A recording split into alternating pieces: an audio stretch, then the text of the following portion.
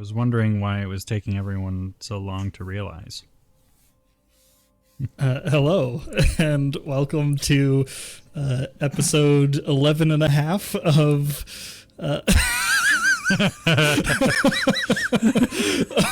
Tales of Amnesia Lunar Eclipse. We have a few people out today, so it's another half episode.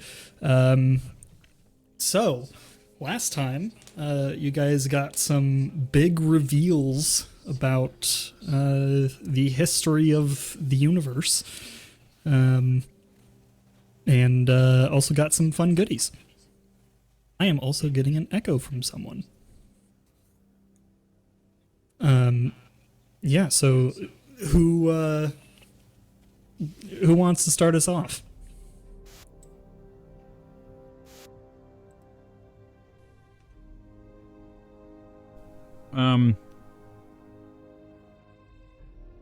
So I re-listened to last week's stuff,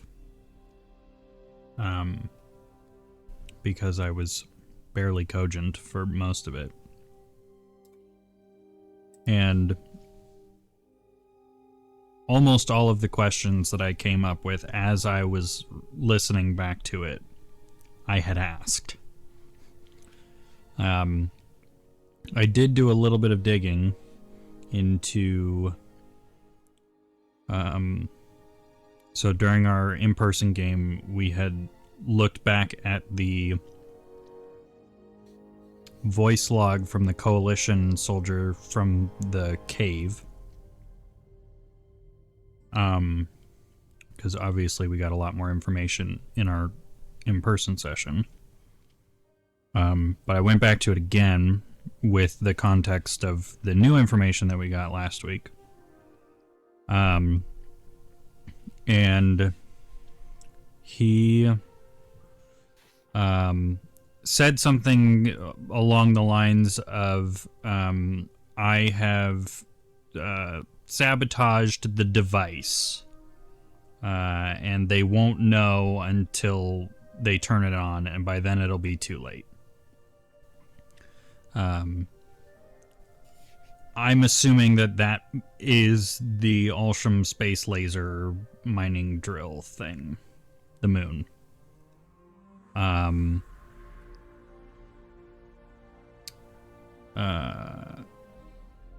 Because when they shot it, there was a big boom that it sounded like nobody expected, which potentially created the maw. So if the space laser was actually intended to be like a mining laser, there's no way that the Alsham Union would have intended for just a bunch of Omnite to get thrown into space. Because that's a wildly inefficient method of resource collection.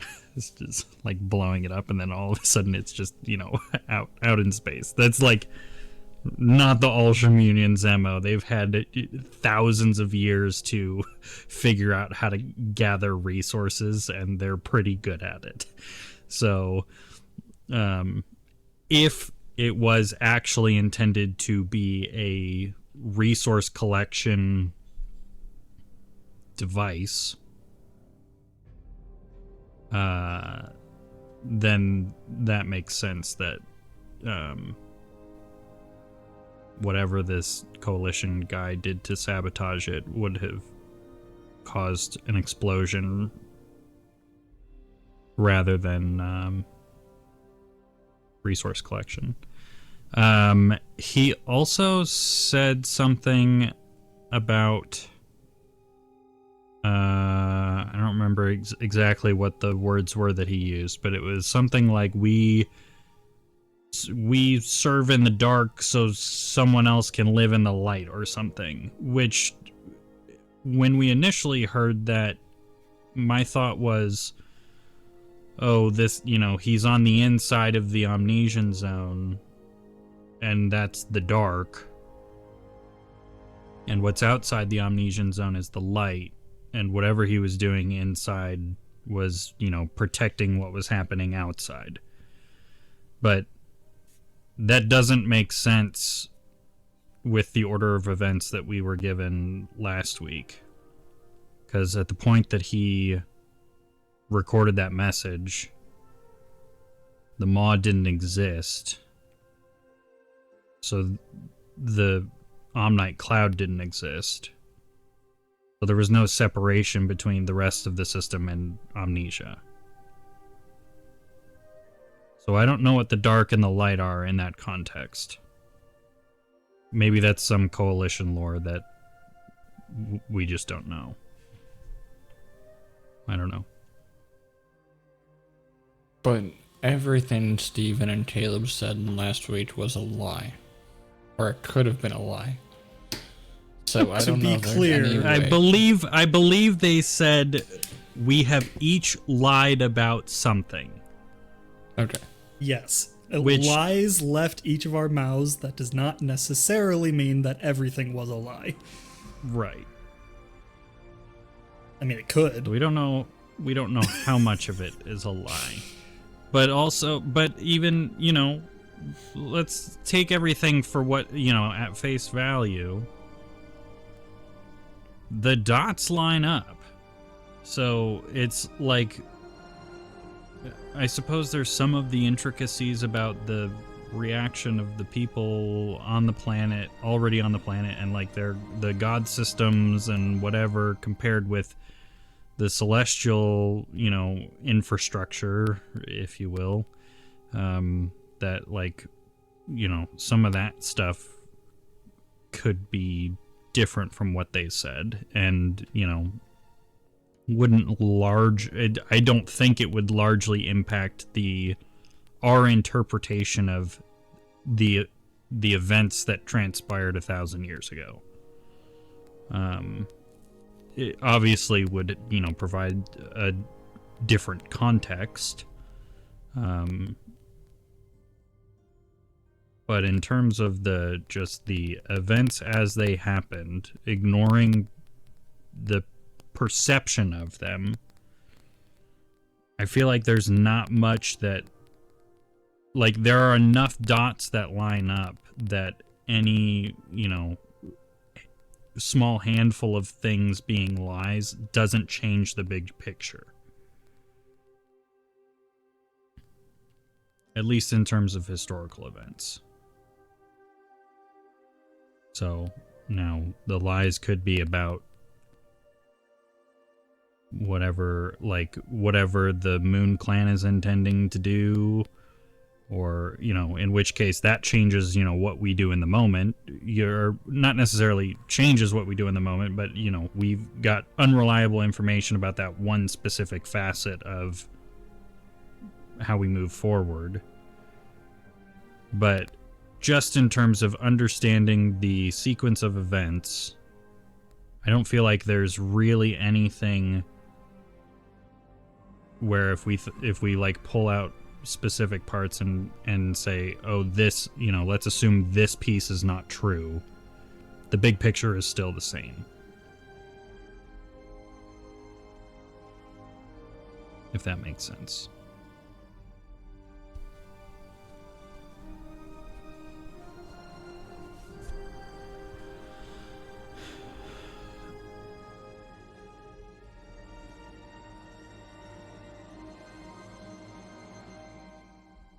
I don't know.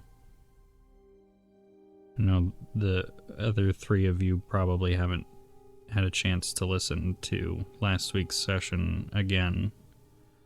So it's not as fresh. But is there anything that you guys came up with after last week's session to chat about? I don't really have any new questions. I had questions, and I don't remember them. And I was planning on watching it again so I could remember all of my questions. So, TBD. Whenever I watch it again.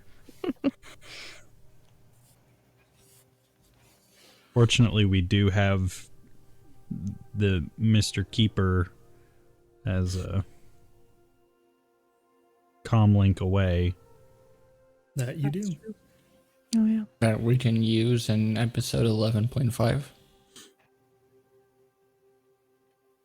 I suppose. I roll.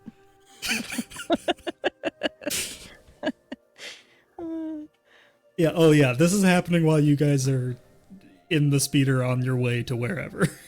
We'll just say.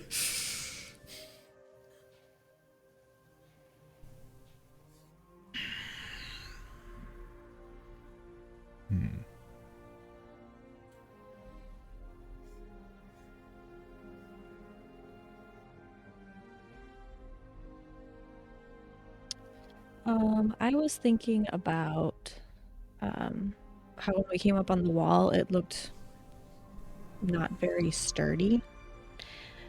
And I'm curious, DMs, if I or any of the other terrestrials have ever like seen anything come out of the maw, or have like heard of any battles happening in that regard. So, like, you've definitely heard of battles happening. There would be occasional monsters getting out all over the place, or rather coming out of the maw and like attacking the wall. So like battles are constant, but you guys would have been in, as trainees, you would have been in the most fortified sections of the wall. So you may have seen a monster or two come out, but like it wouldn't have been a common occurrence at your locations. And even even when it did happen, it was so well staffed that it was basically a non-event. Okay.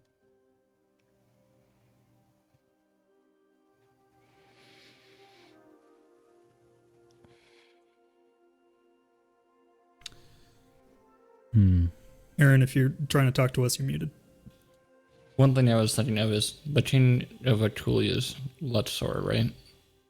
Yeah, he's the Yeah. emperor. Mm-hmm. They have to know about Celestials, right? Because Lobane was specifically made to tell who was Celestial blood, so which is only used in Atulia, right? Right. Mm-hmm. So someone important, or many people important, has to know. I don't. Yeah, I'm not. I don't know. You don't think so? I feel like there are probably people that know. Like I think that what's her name? Thalira knows. I feel like that's safe to assume. Out of character, we don't know that information. But I would not be surprised at all if Luxor has no clue. In fact, I'd put money on it that he does not know. You think so? Yeah. Because otherwise, you know, again, this whole conversation has to be out of character because it's pulling from information that we as characters don't know.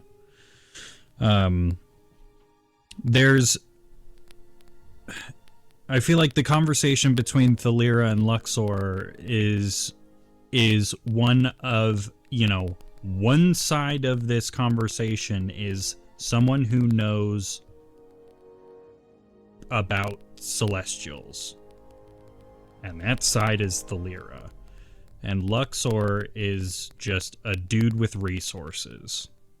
And happens to be one of the most powerful people on the continent. If not the most powerful person politically on the continent. And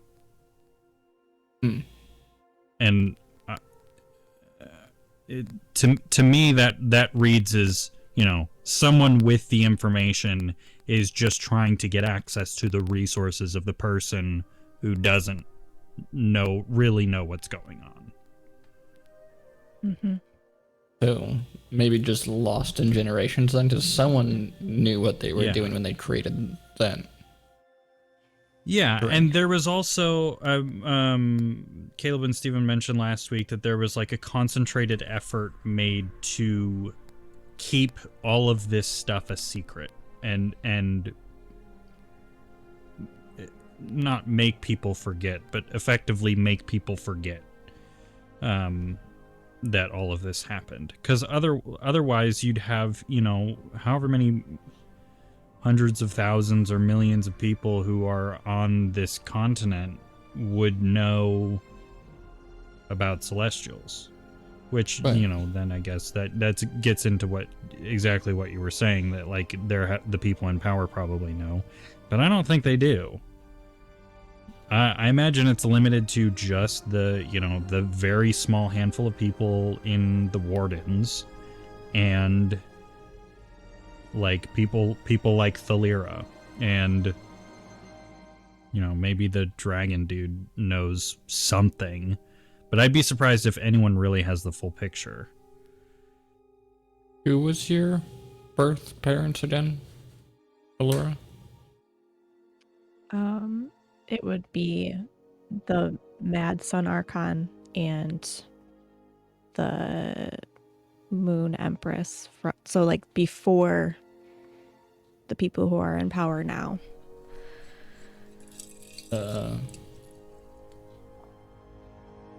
You're muted, Steven. Thank you.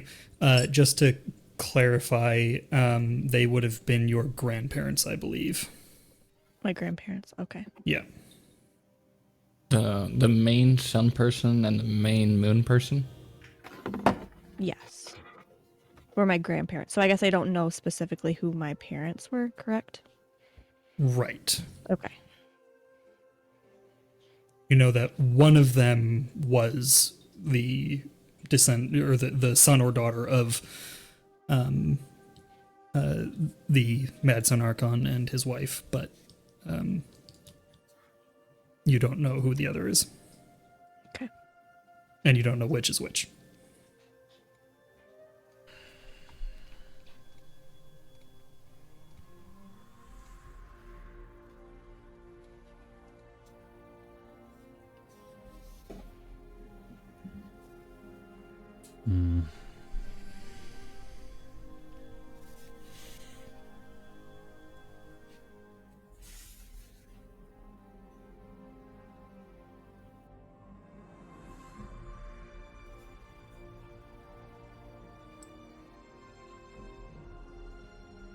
And Lutzar right now is he an Archon? Or just the chain? Yeah, he's an Archon. Is he the Sun Archon? Yes. Okay. Mm-hmm.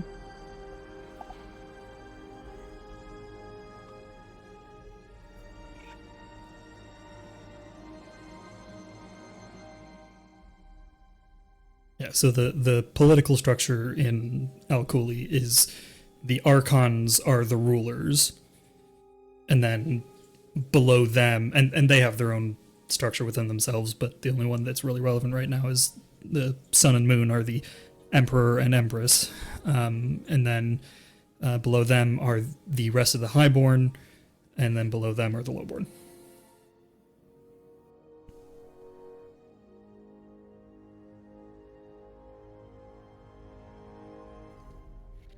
And I think I mentioned to you guys that there's a lot of speculation that Luxor isn't the rightful heir to the throne because he can't really control the sun. It's been cloudy in Al-Kuli, so now that makes me wonder if he's maybe part celestial. Not that he would know it, but How long has Luxor been the Emperor? like less than a year, right, Steven? Yeah. So would it be his father? Yes, his father. Yeah, his father in this case. unexpectedly passed, and he took the throne. And the reason for the passing wasn't known. No. Unexpectedly passed sounds like murdered. Murder, yeah.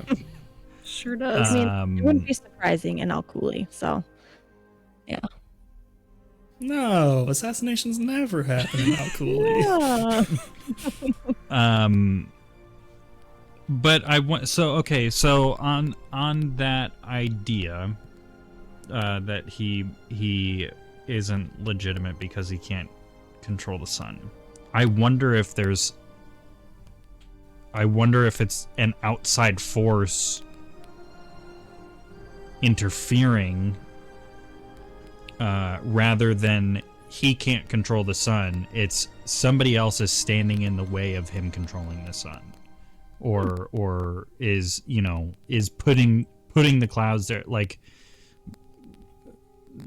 maybe not the Moon Clan, but some other kind of nebulous entity that has made it cloudy intentionally to sow seeds of doubt in his legitimacy. It's an interesting idea. Luxor, was he this? So he was the son of the Sun Emperor. Was he the son of the Moon Empress as well? Or are they not together? Yes, yeah, they were together. So the current Moon Empress is his mother? Mm-hmm. Yeah, so the the relationship between the sun and moon archons is often complicated. Sometimes they have absolutely no relation, and they were elevated from completely different families, and they're not married or anything. Sometimes they are married, sometimes they are parent and child. But yeah, in this case, it is his mother.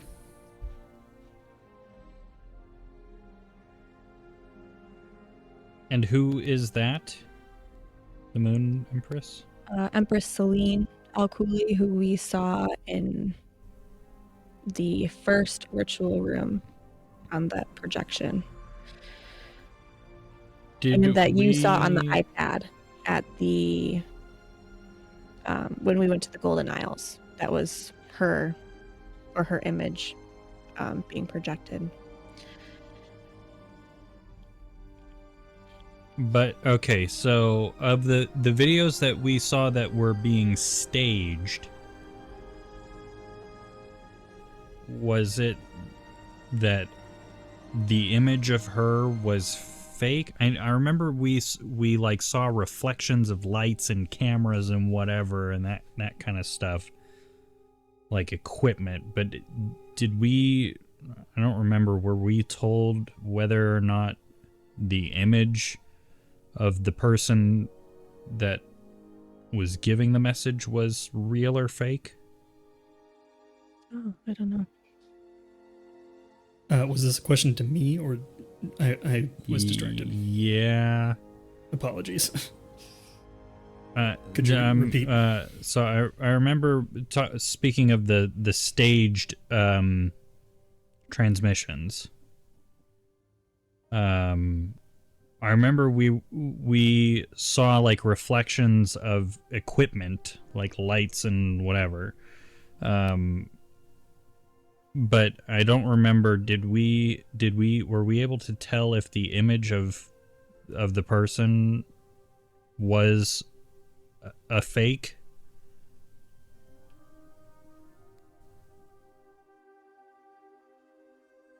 Okay, so the question is, was the person presented as Celine real or fake?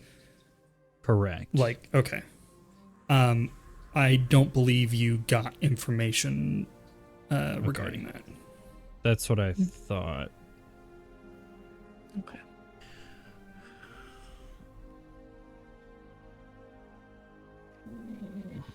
I think, but also, like, even if like, I think Vidar and I were the two that were looking at that, and neither of us, I think, would have enough knowledge about whoever this person is to know one way or the other.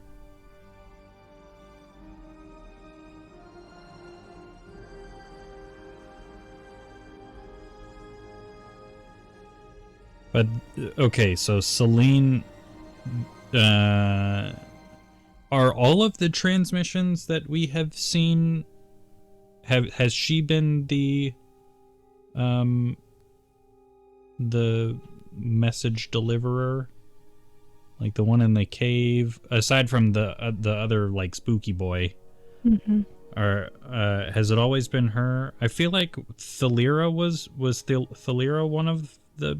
Have we seen her give a transmission? No, we haven't seen her. No. Okay. I think it's always been Celine. Okay.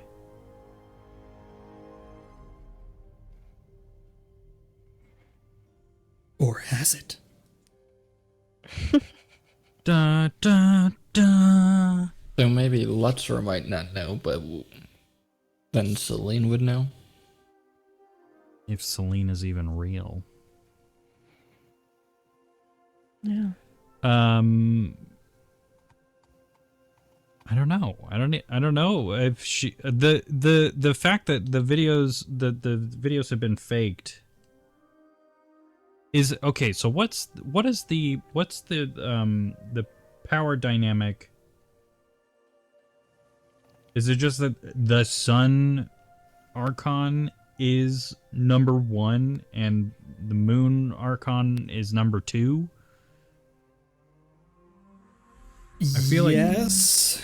It's not quite that clean, but generally yes.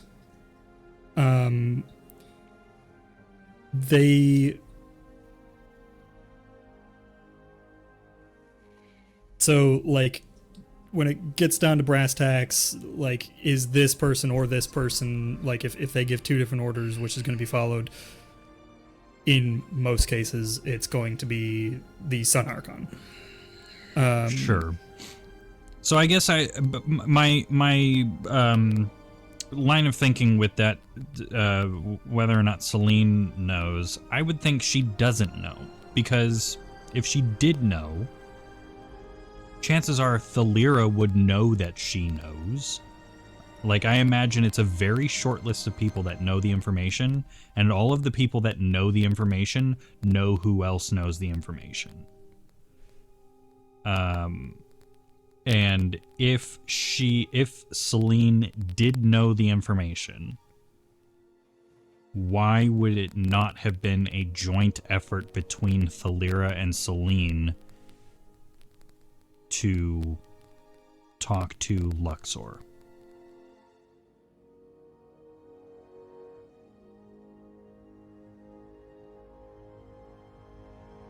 I feel like having the Moon Empress on your side would be a pretty big, like, yes, this is a legitimate request I'm making of you. I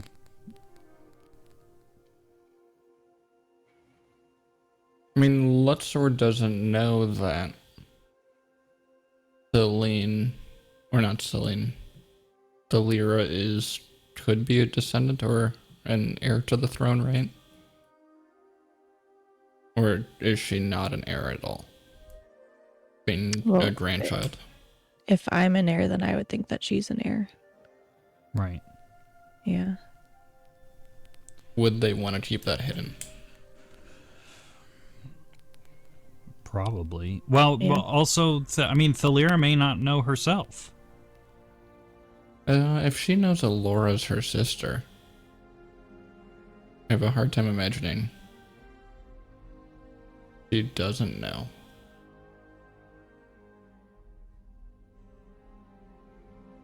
Yeah. Yeah, I suppose. Yeah, that makes sense.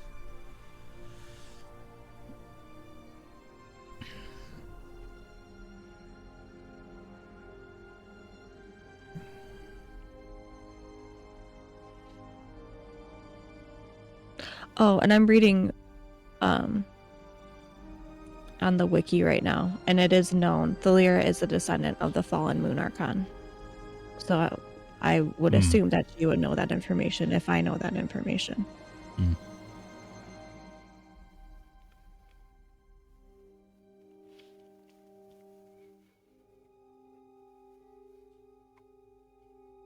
So is it the fact that that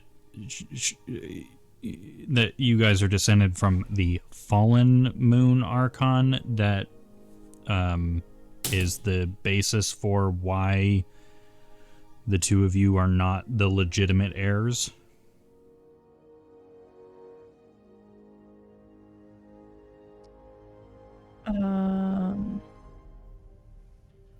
Well, I think that's why Luxor may feel threatened. I don't know, because that would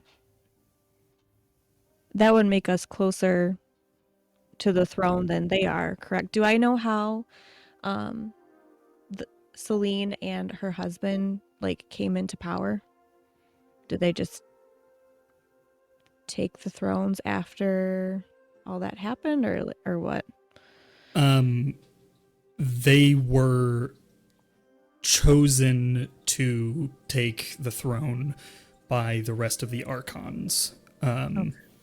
Yeah, so like anytime there's like a like there isn't a clear heir, or sometimes if there is and there's some reason that the heir shouldn't have it, then it is decided by the rest of the archons, and they happen to be popular among the other archons and highborn in general. Gotcha.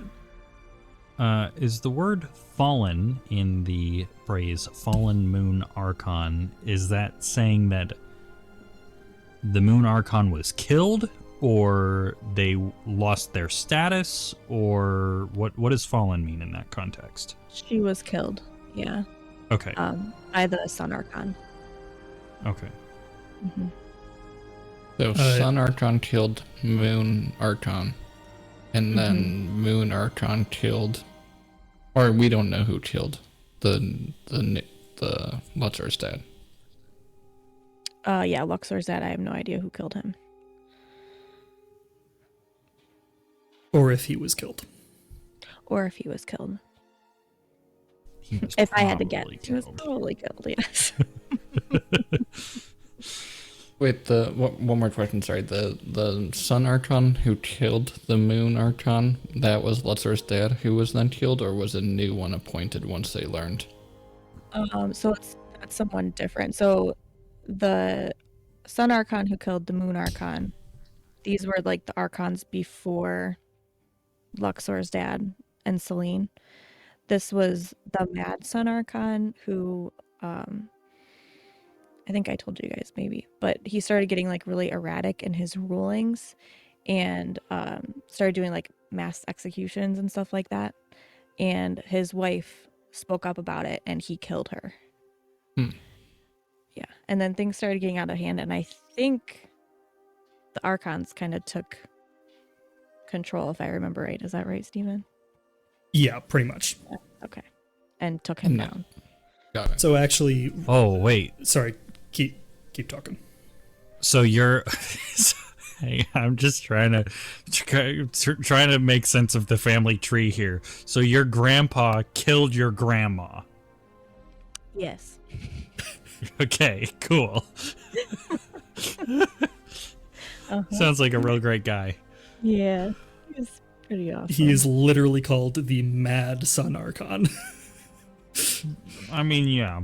But the way you've described all of the different combinations of Sun and Moon Archon, like, it didn't click that this particular pair was were involved.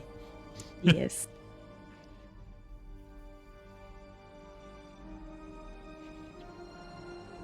So related to that, and related to an earlier question, so when all of the other archons rallied against the Mad Sun Archon, and then later elevated the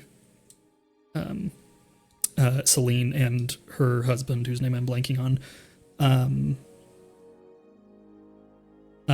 When that all happened, the Mad Sun Archon's descendants were labeled illegitimate by the rest of the Archons. But that doesn't mean that they don't necessarily have a claim on the throne if the political climate is right. Who determines if someone can harness the power of the Archons? If you're a highborn, you can harness the power of the Archons. So any highborn can harness the power? Mm-hmm. It's So if I killed Papa Battlebrand and took his axe Mm-hmm. thing, I would not be able to wield it. No. you'd be able to swing it around. But It'd be a pretty gnarly axe. But I wouldn't be able to, hold my hand out and have it fly through the air and land in my hand. Not if your understanding of highborn versus lowborn is correct. But that receptionist who's a highborn, she would be able to wield the power of Thor if she got a hold of this hammer. Yes. It is, however, very difficult to get an Archon's artifact away from them because they can dismiss it and summon it at will. Okay. And it's also not just if you're holding it, then it's you have the power. You have to bond to it. So essentially, it requires attunement. Okay. But there's not limitations on attunement besides highborn. It's not like you have to be chosen by the gods to attune to it. You just So have that's to be a highborn. that brings up another thing that's probably hasn't been made super clear. The gods, the Alkuli gods, are technically dead. They left behind their power in the form of the artifacts, which is then wielded by the Archons. But the gods themselves are dead and across the Omnite Sea, living in paradise or whatever it's called. And The omniscient system. Right. They are presiding over the dead, essentially, but on Amnesia, the gods are dead.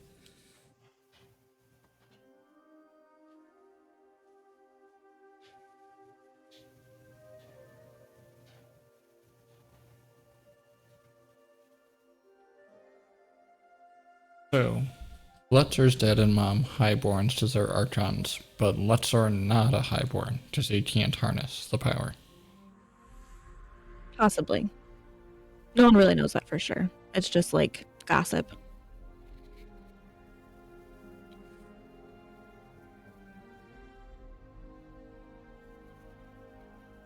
I think when we were given that information initially, my first thought was, yes, he's inbred, whatever.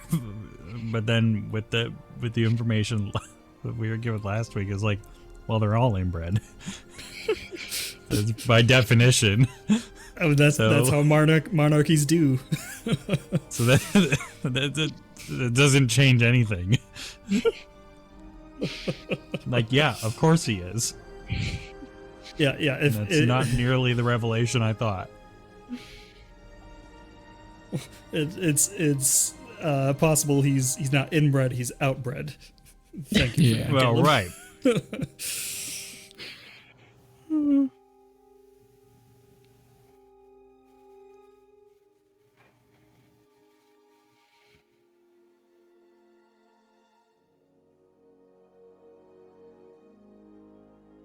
Is there any backlash on the Moon Empress for potentially giving birth to a lowborn? I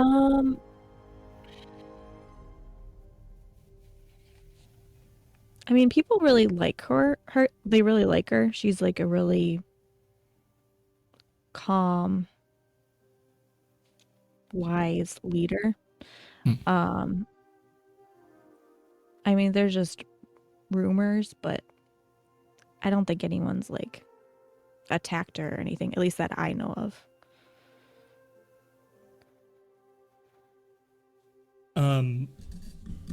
You should read her paragraph on the wiki.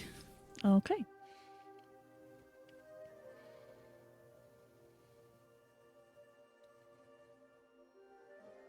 While she's reading that made me come back to that idea. Made me come back to what you said earlier, Aaron, about whether or not she knows about the Celestials and whatever.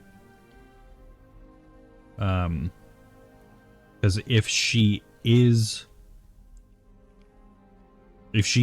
liked and there isn't a mass movement against her, it could totally turn. I could see that turning into a huge power grab. Yep. For her. And she's trying to lay low and just be favored by the people, even though she's not the one in charge. Maybe she could be de facto the one in charge because she is liked and the Emperor is not. So could she have known Lutzer was a lowborn and then did she cheat on Daddy's son and then kill him? I don't know.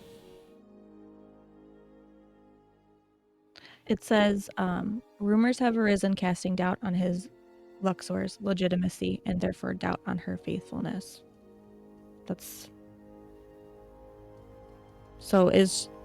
She's bothered by this then, yes, is what I'm gathering. On top of this, she must still manage the responsibility of both raising her son and serving her role as the Empress.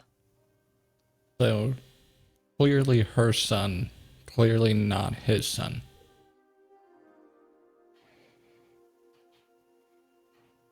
She was deeply affectionate to her late husband. Whose name was Helios, by the way. Oh, Helios, yes, thank you. They've got very appropriate names. Wonder how that happened. I'm sure that wasn't at all intentional.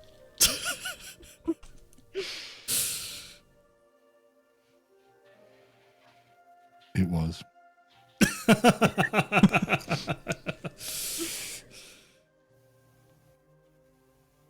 Who said that?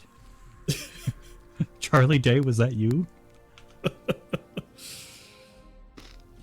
That was obviously Pepe Silvia.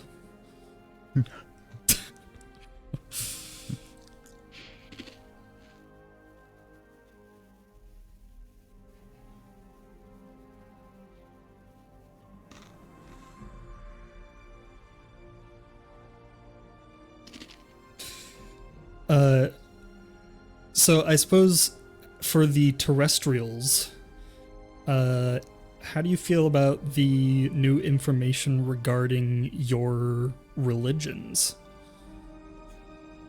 and their origins?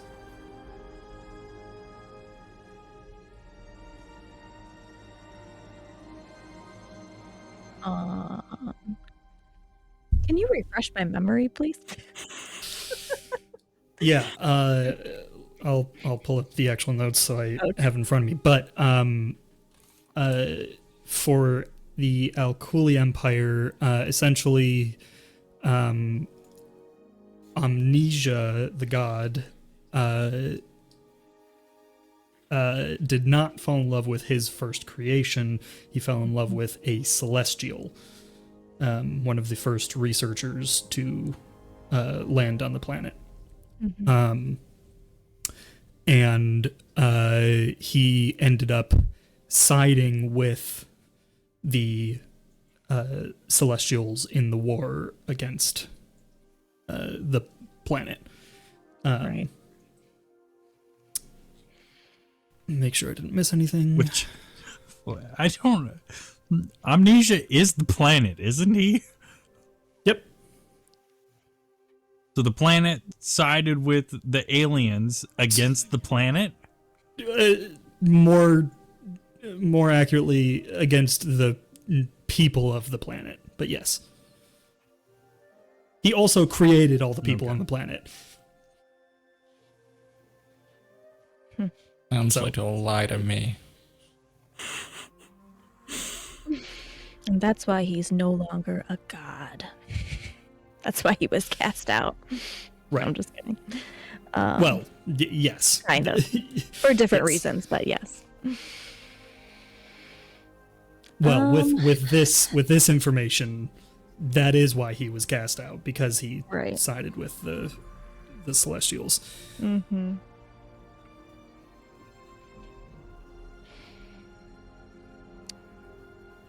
I don't know if it changes much for me, because regardless of that, like, I've grown up with my dad who holds the power of the gods, like, knowing that that one thing changed. I don't know if it really affects me too much. So.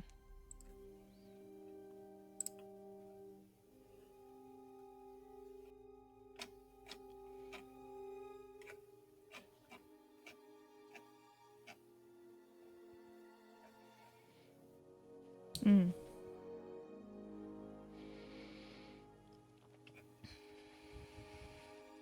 I hadn't thought of that.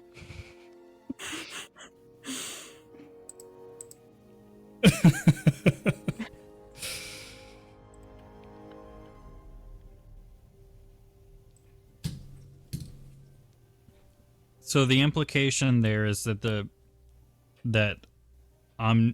Amnesia, the god, is explicitly the reason for lowborns. We already knew that, though. That was right. That was it was his spawn that were the first lowborn. Mm-hmm. Yeah, his biological descendants, rather than his creations.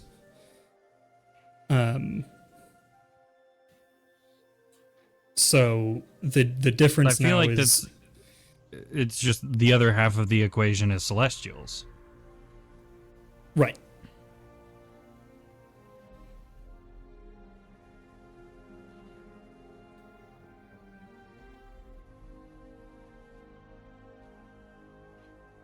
Yeah, now, instead of making lowborn, he brought them here and almost destroyed the planet.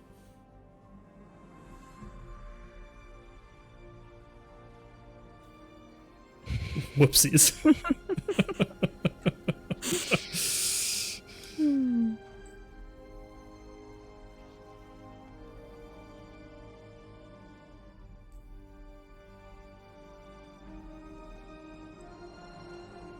And then for Dicaxia, the big differences are the war between the ancestors and mortals was actually caused by a bunch of angry celestial spirits getting added to the mix.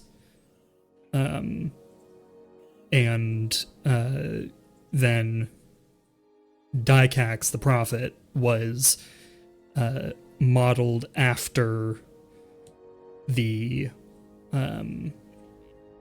a significant person from the Celestials' history, to try to theoretically to try to make them feel more comfortable in this land and more likely to listen to him.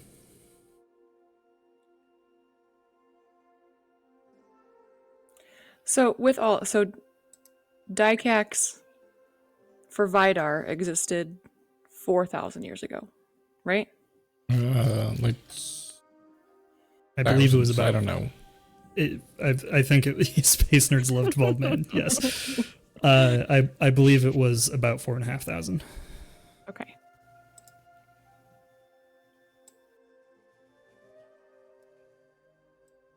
So, how did the gods know of Dikats?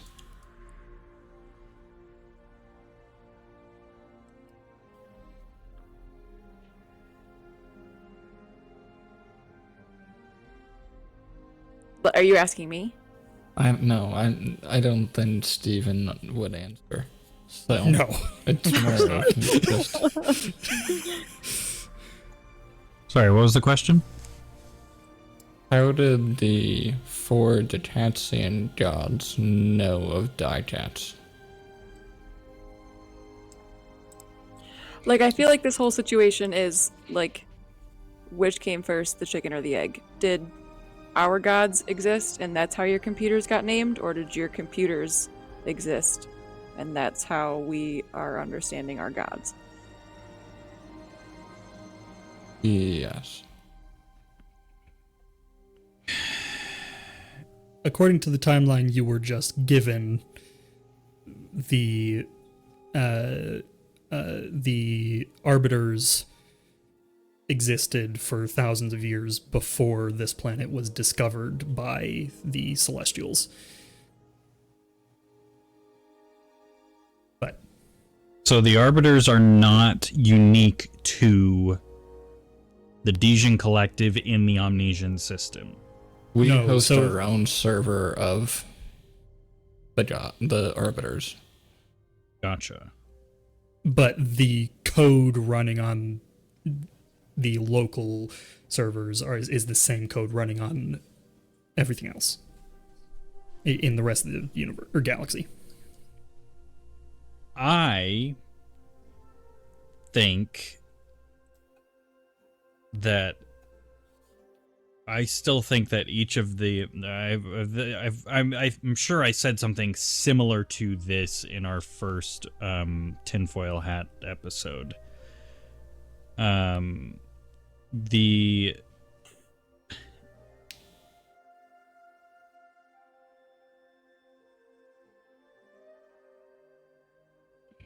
oh my gosh. Fun fact: the chicken and the egg was a regular working title for the first campaign. It was being written. That's incredible. I'm sure I said something similar to this in our first tinfoil hat episode. I think that all the entirety of the civilization on Amnesia still originates with the Celestials factions, just, much earlier. Like, we know that Eternus, while we don't know a lot about him, we know we did get confirmation last week that he's from Offworld and that he was there for a very long time. And the fact that his motto or whatever is the Dominare Novus Terris, like, that is the Universal Coalition thing. So that, I mean, the chances that Eternus is not originally from the Universal Coalition, I think, is so slim.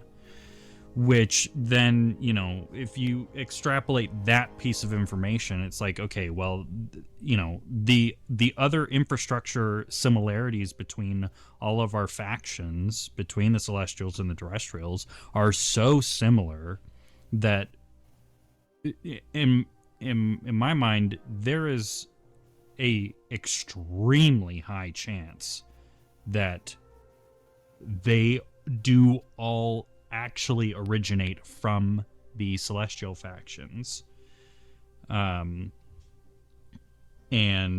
have, it's just the nature of existing on this planet was, necessitated those certain, that infrastructure being morphed into what it currently is, just because of, a lack of technology or, whatever it is. The fact that the infrastructure is nearly identical, there's no way that they don't have the same point of origin. And so the chicken or the egg, I don't think it matters. They're the same thing. And it was just, this is like a Christianity and Islam divergence. Thousands of years ago, it split, and one of the branches became whatever the current state of civilization is on Amnesia, and the other one became what it currently is outside of Amnesia.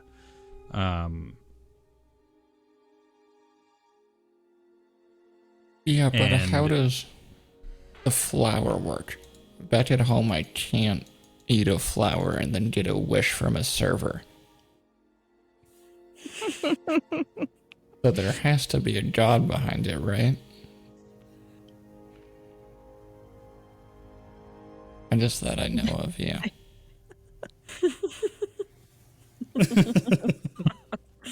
You ever try Spider Boy? I was pretty desperate, so there was a chance I might have, but... Yeah, you probably ingested some weird stuff. Trying to figure out a solution. Yeah. Went through a weird crystals phase. So, there's the old adage that magic is just science that hasn't been explained yet. So, it's entirely possible that literally all of the magic on Amnesia is just science that hasn't been explained yet. It's also, I think, I do think that they're to talk about. You explored the Milky Way on a big bird with your dead sister. But this is now going to go straight into what I was going to say next, which is that like we have drugs outside, and like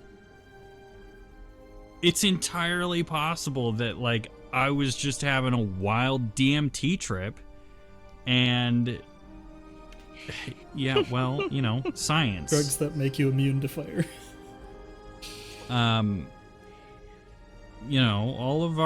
All of our drugs and chemicals and whatever like when you break it down, like it came from plants or minerals or whatever, elements that have been combined in specific ways to produce specific results. And these magic plants could just naturally provide some of those same effects. You think about like ayahuasca or whatever. Like, granted, I don't know a whole lot about ayahuasca, but my understanding is it's a plant that just makes you go on trips, and like that, it's like that kind of train of logic where it feels like they're one and the same, just, or like they're two sides of the same coin.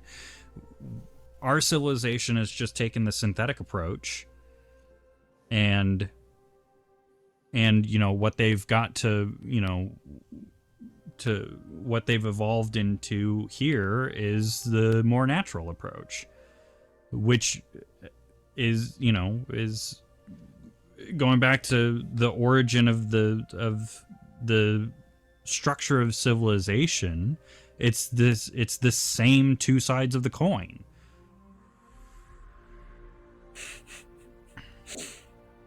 But Iggy, Who came first? They both came at the same time. And who's right? They can't both be right. There's not a right and wrong. They just both exist. They both had the same point of origin, and they both are. That it just is.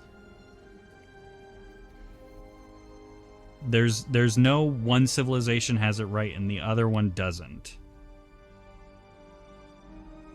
Was amnesia created by the sun and moon gods, Iggy? Amnesia was created as a result of the Big Bang and gravity and, So celestials are right. This is now getting into the does science agree with the Bible conversation. And Yes. and in the vast majority of examples, yes, they agree with each other. They say the same things with different words. Magic is just science that hasn't been explained yet. I mean, disagree, but that's beside the point.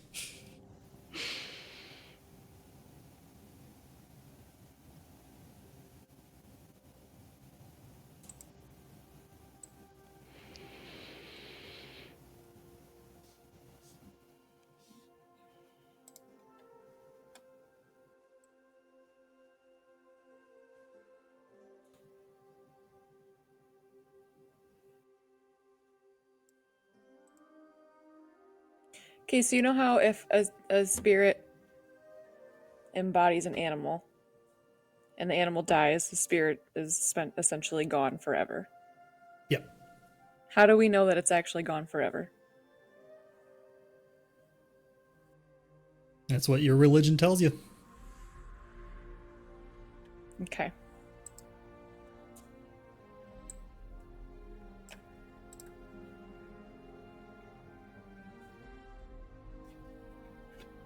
How...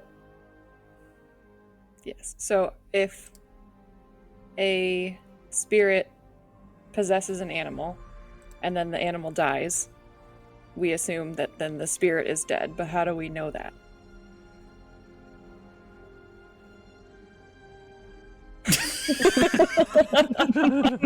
The Bible, duh. Is there a Dictatsian Bible? Not that I'm aware of. The sages, they distribute the information. Yeah, or oral tradition. Oh, okay, I was gonna say, how did that come to be known as truth then? I can't. I don't know. I mean, yeah, ultimately everything descends from Dikax. But The prophet. yes, but that information precedes Dikax. Dikaxia is basically all oral tradition. Alkuli is a mix. Elysium has lots of books.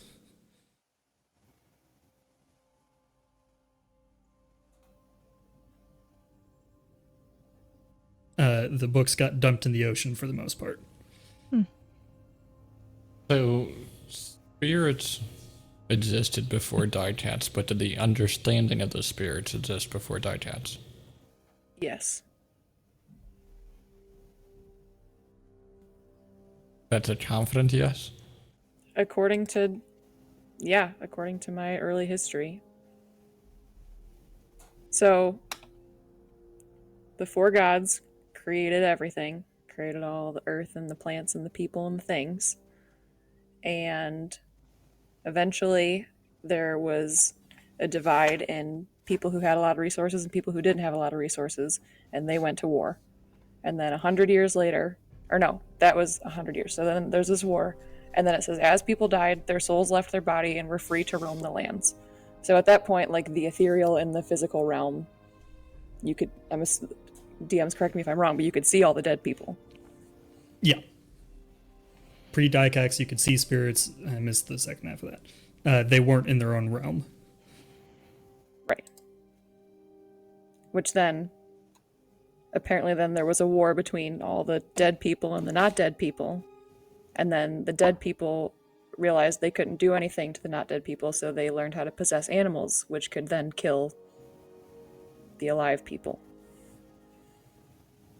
But then apparently if the animal got killed, then they didn't exist anymore. Hashtag kamikaze.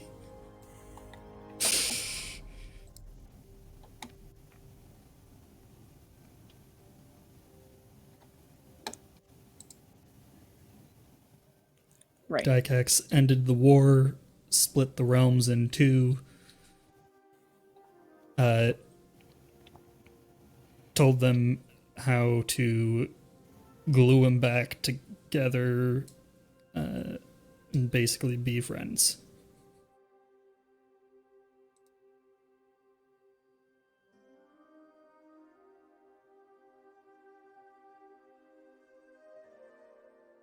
Also, bald man.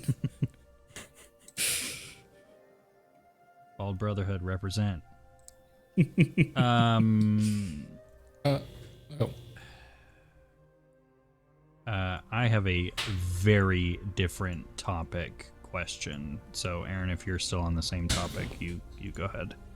Yeah, how long was Dykex after the laser beam?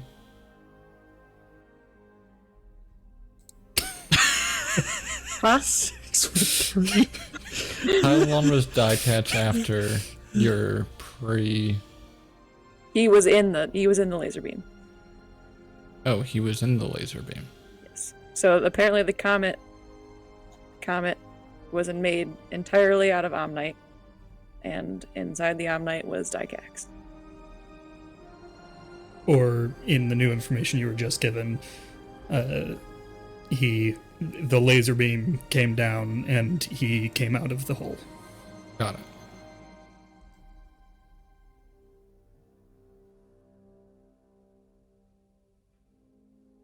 But this, so, because then the gods chose Dykex because he would be familiar to them, the people living on the planet. But he existed 4,000 years prior. Which, I mean, I guess that's like, But he somewhat out of the Old is- Testament, but like, He is like the civilization was named after him. He is We the have father statues. of the arbiters. There's statues all around, depictions of him everywhere. He's on our dollar bill, our pennies, our all that stuff.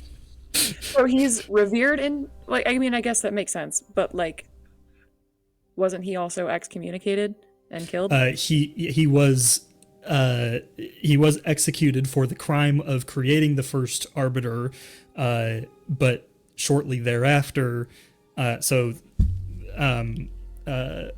Aquitus, the first arbiter, was created and released into the internet, essentially. Bamfed away. It's super spooky. And like things started going haywire, people were freaking out. He was quickly executed for his crime, so he couldn't do it again, basically. Shortly thereafter, Aquitus came back with a code of law, essentially, which was the first Digian code. It's literally- revision 1.0. Jesus. It says, how after 3 days, Aquitus reemerged. You literally stole that from the Bible. Do you have any idea how many Christian illusions we have in here? Yeah. Some purposeful, a lot not. Yeah. How Hashtag raised Christian. Hashtag sorry not sorry. Hashtag a little sorry. how far back does pre-year zero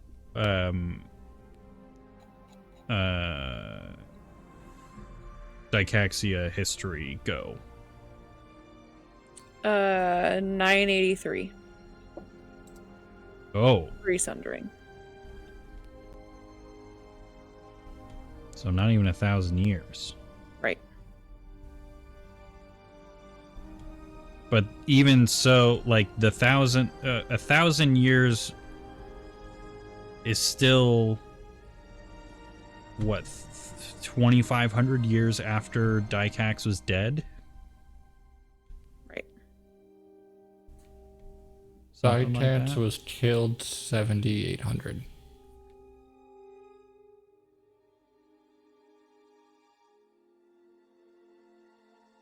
Yeah, 2,500 would be 3,500? about right. 2,500. Because it's 45 from now, and year 0 is 1,000 years ago, and then this Right. is another 1,000 years back. Right. Okay. Go ahead.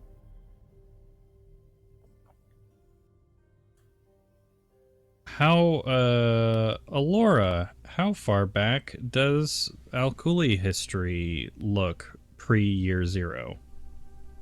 11.25 pre-separation. Your fear, how far back does Elysian history look pre-year 0? 1558. All very different numbers. Yeah. Very different numbers, but also not so long ago that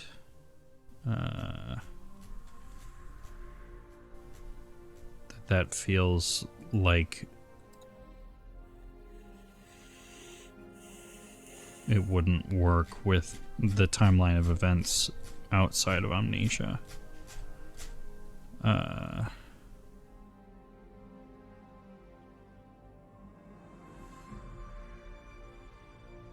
What was your question you had before we went back to Digest? I was going to ask about Dr. Carson.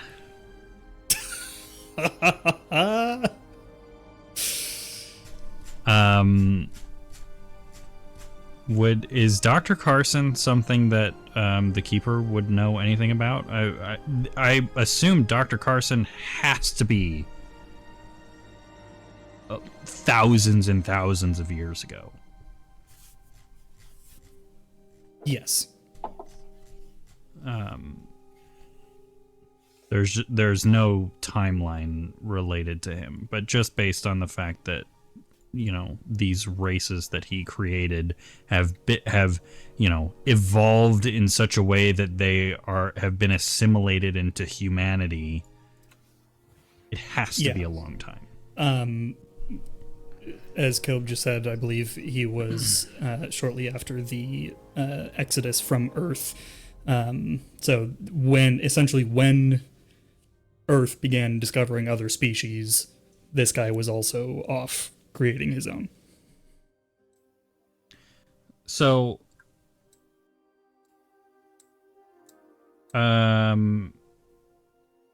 Mr. Keeper, sir, Yes. do you know anything about Dr. Carson? He is the progenitor of, oh god, not that, not a reference to that. Can't use that word. Nope. Different but equivalent word. He is the creator of the animal-human hybrid races. The Mr. Keeper, Tabaxi, sir. Tortle, and Loxodon. Yeah, he doesn't. So he wouldn't know what remote system Dr. Carson fled to? No. Okay.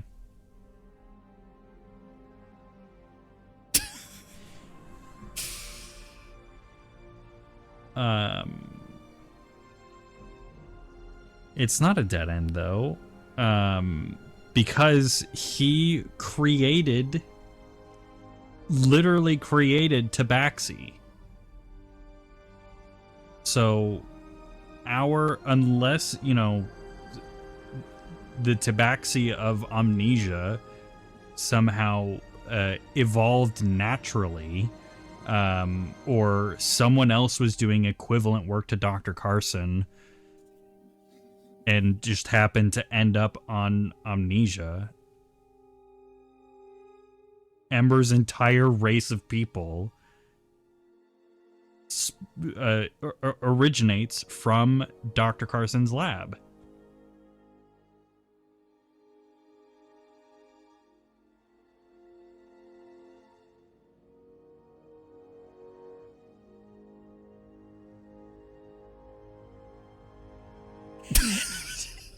Did you see him do it, though?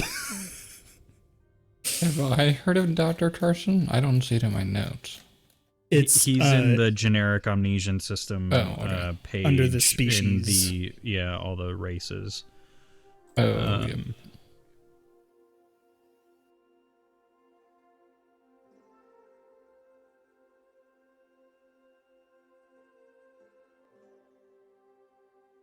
Did he create them?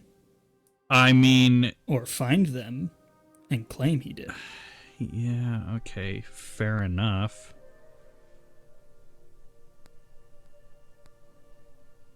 Do we know when he found them or created them? Well, that egg? was my initial question. So thousands and thousands of years ago, sometime near separation from this would have been Soul, presumably. Right. Yeah. Somewhere around 25 to 3,000, 2,500 to 3,000, I believe. That's off the top of my head.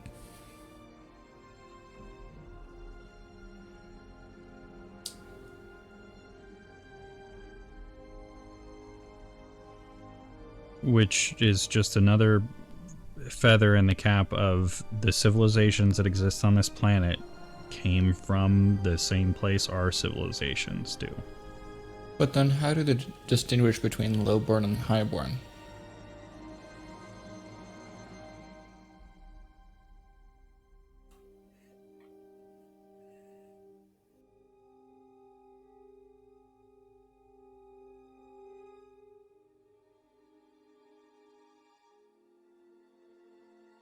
But if everyone came from space, everyone is lowborn. So to use the exact same analogy that that I used before with, the separation of Christianity and Islam, you have, the highborn are the descendants of Isaac and the lowborn are the descendants of Ishmael, or vice versa.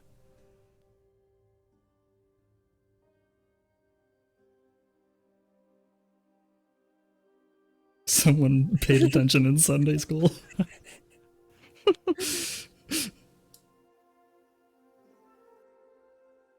Actually, I think that was a world history thing. That wasn't Sunday school. We didn't learn about Islam in Sunday school.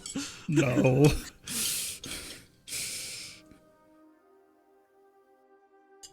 Are you kidding? They'd be terrified that we leave.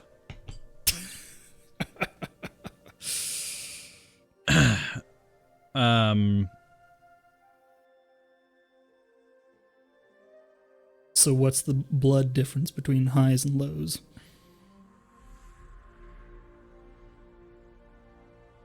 A couple of chromosomes from many thousands of years ago that just over time, slight genetic manipulations through the generations have created a totally different genetic makeup.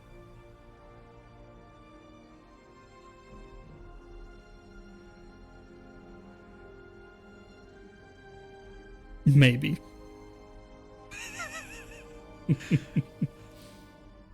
Maybe not. Until I hear a better theory, all of my eggs are in that basket, and all of my chickens. I was about to say that.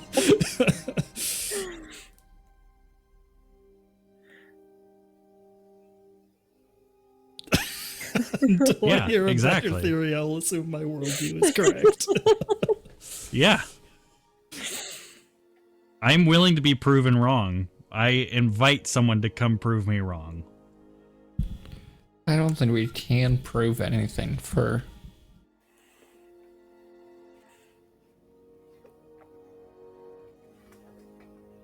I'm okay. Let me amend my statement. I am more than willing to hear alternative theories. Okay, why gods and why only here?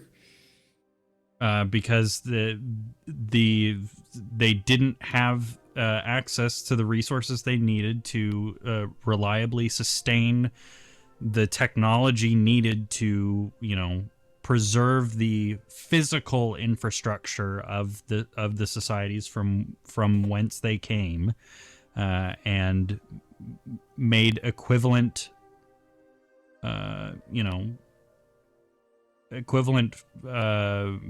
structures is the wrong word, but avatars of the same principles. Also, I'm not.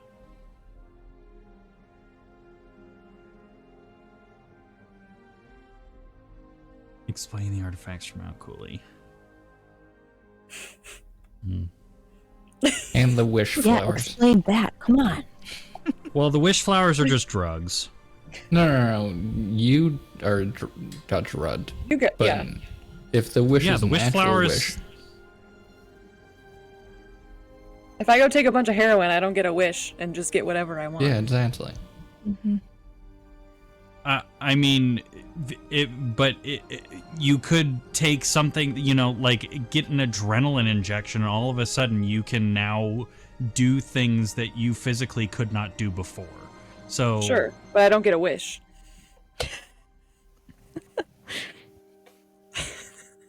To be pedantic, it's a divine intervention flower, but yes. Inject heroin. Bring back my dead grandma, please. I don't think that works in real life. literally anything that's magic, my go-to is just it's science that hasn't been explained yet. I don't know. They made do with what they had here. They found alternatives to try to replicate some of the same stuff that we had before. People just figured out how to do it by other means.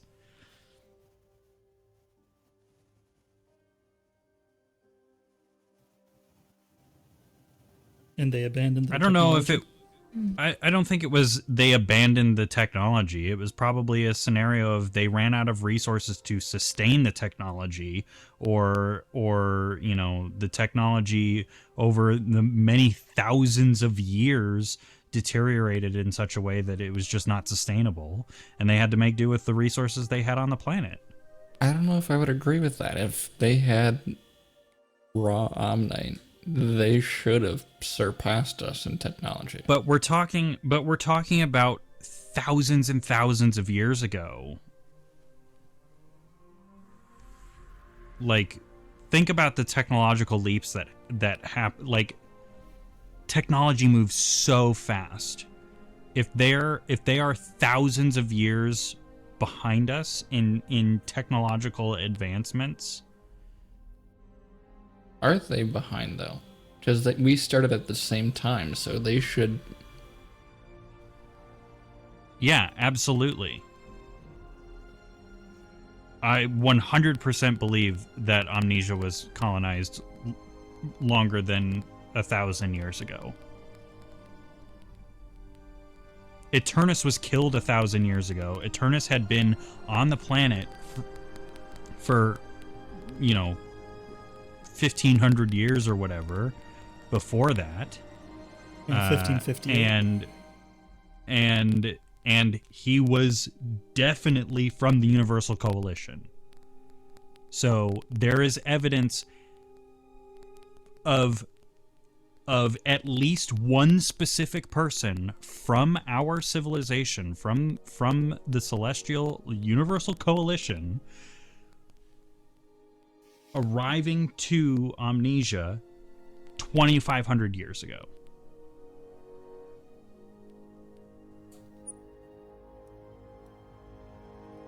Or 2,000 years ago. Yes, absolutely he did. There's not a doubt in my mind. Did he make the planet? No. No, he didn't. Big Bang, physics, whatever. The planet came to be because of physics. / Exactly. atheism.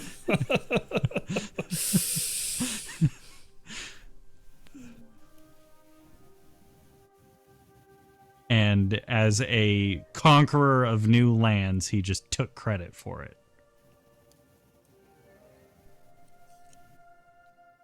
This is also completely beside the point, but I will forever stand by my translation of the Latin of Dominari Novus Terris over what they say it is.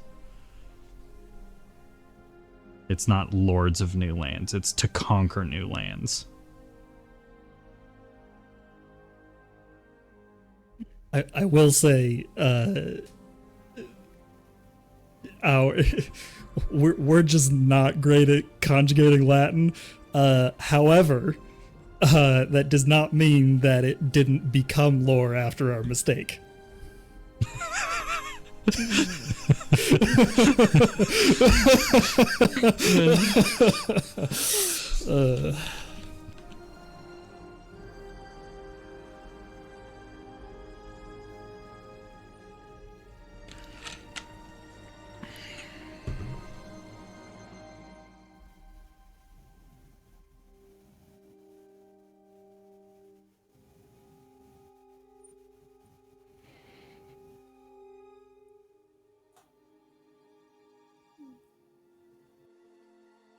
Yeah, it sure is. No. 1,000%. He doesn't believe in the existence of terrestrials. He thinks they're just all celestials, right? Yeah, everybody is a celestial.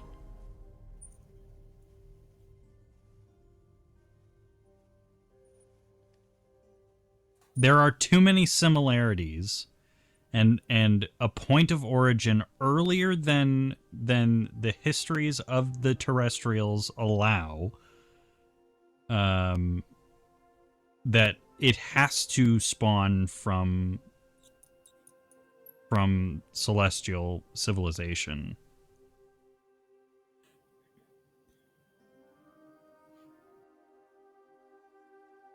In my opinion.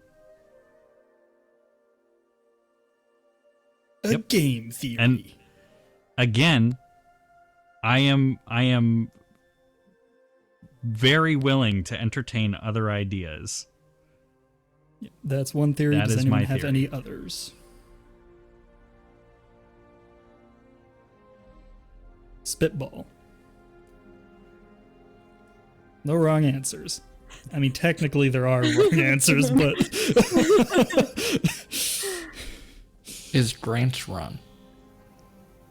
They're not going to answer that. Yeah, I know.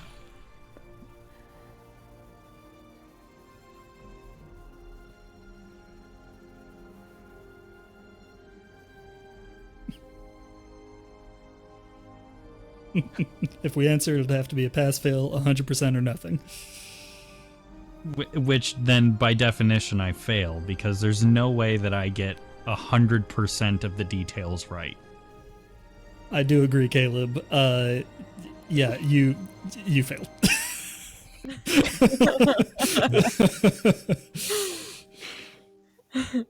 F minus. It's not that I got 0%, it's just that I didn't get 100%. Yep.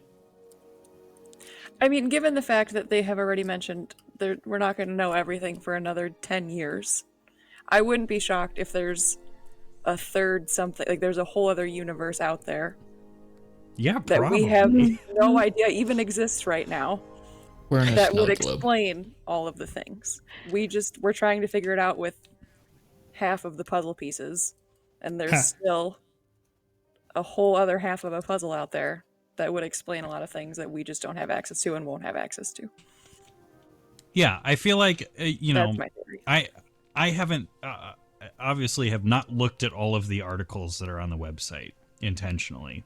So I don't know how long any of the other articles other than the 2 I was given are. But I know that Stephen and Caleb said something about how they had written like 180 pages of lore or something for this. And taking, the information that I have access to and assuming that everyone else has equivalent information, that would be 4 times the information that I have access to, which is definitely not 180 pages of lore. 12-point double spaced Times New Roman for the 180, to be clear. Even so, I don't think that's 180 pages of lore. There's got to be other stuff that's not in there. Agreed.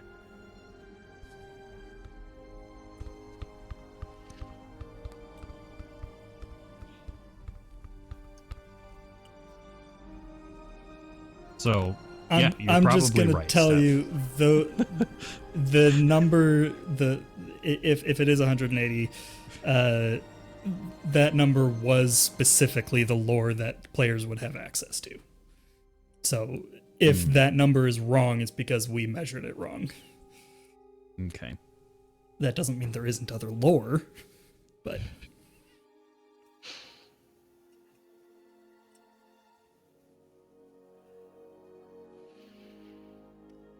Does Alora know what's in Lowbane that makes Lowborn violently ill? it is derived from some plant. Okay. The active ingredient.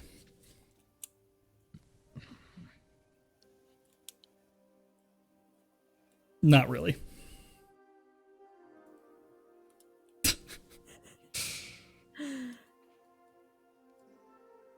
We essentially just said that perhaps there's a whole other universe out there that we don't even know about, and that there's no way we could figure it out, because if we only have half of the information, then I'm sure there's more than one.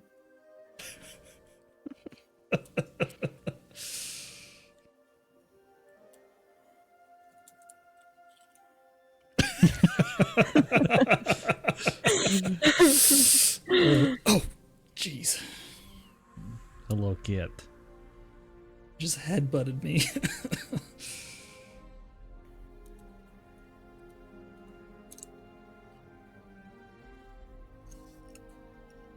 I did initially entertain the idea of time travel, but when dates started lining up so nicely, I threw that out. Or do the dates and line up so nicely because time travelers made them line up so nicely? Yeah.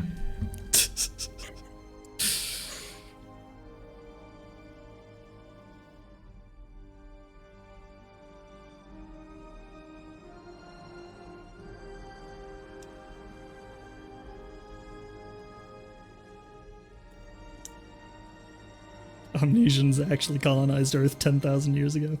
It'd be 12,000.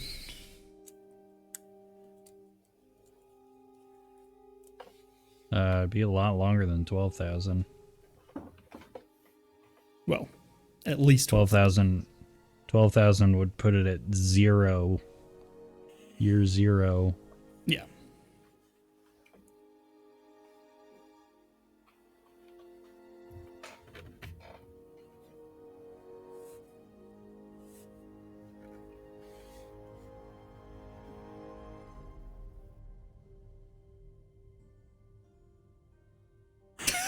Or 4, we're making it up as we go.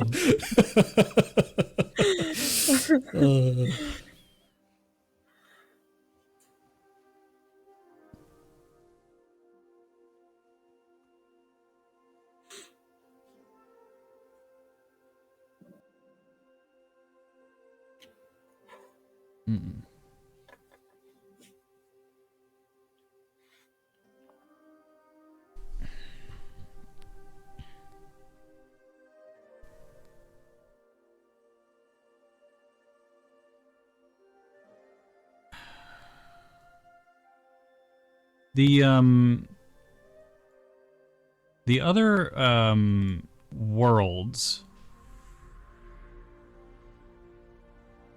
fucking Thessulia and Grizzali and Zibagwa, Nagron, Gith.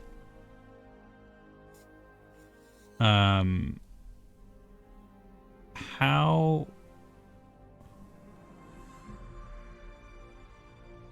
Yeah, no. So all of these locations that I've just mentioned are origins of other species.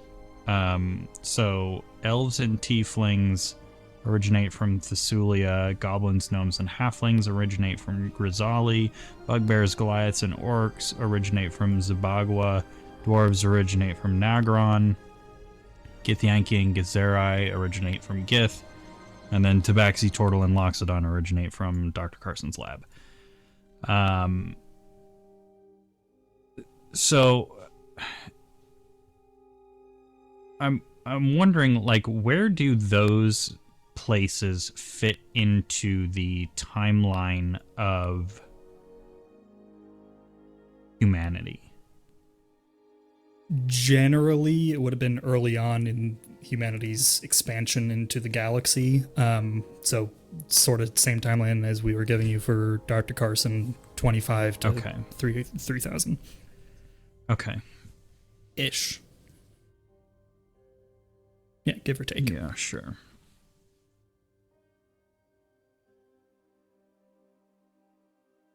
And we didn't write it down, so it's not critical. Yeah. Were there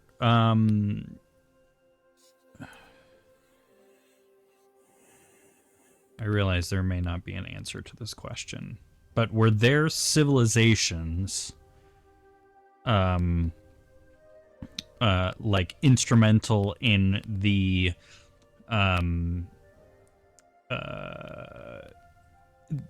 developing the baseline kind of core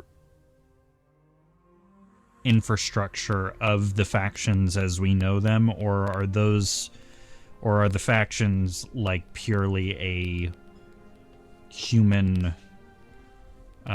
construct? The An Earth factions. construct. So the Universal Coalition was originally an Earth thing. That's Right. The Universal Coalition is the faction that left Earth. The other two. The Universal Coalition left Earth, and discovered other planets and other species, whatever. At the same time, so these other species were being integrated into the Universal Coalition. At the same time, these other factions were forming. And so, you know, the other species, I'm sure, had influence on how they developed. But it was, it was a mix, probably. Probably mostly human, but influenced. Yeah. Okay. You dig, broski?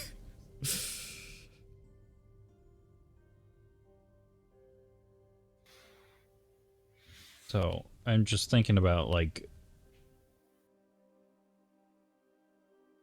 wrapping my head around it all. Like the species that exist on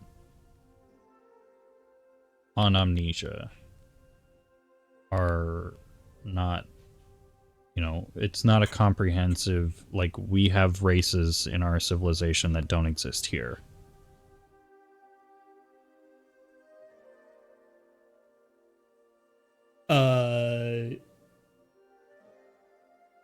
right? No, they're all the species in the celestial in the galaxy are represented on Amnesia.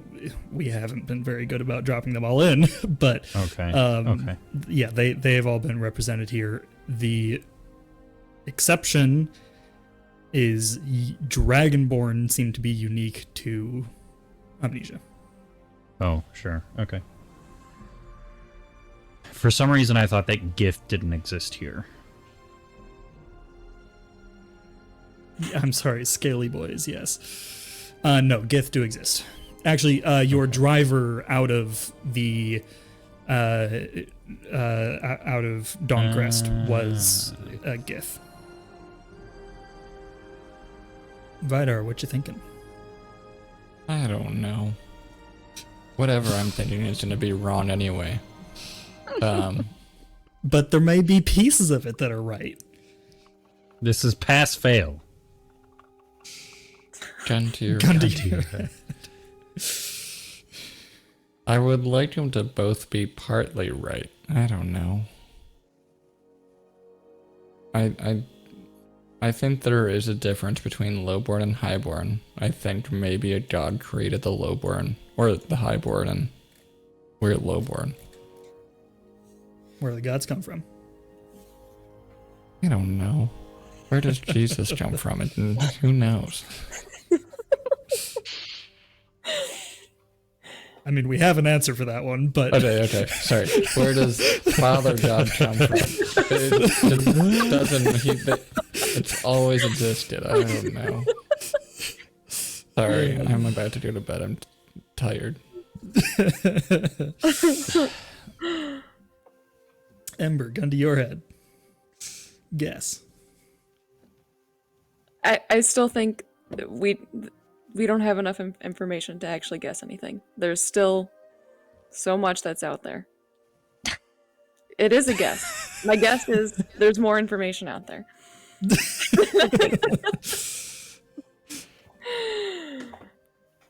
That's it. That's my guess. I don't have any other options.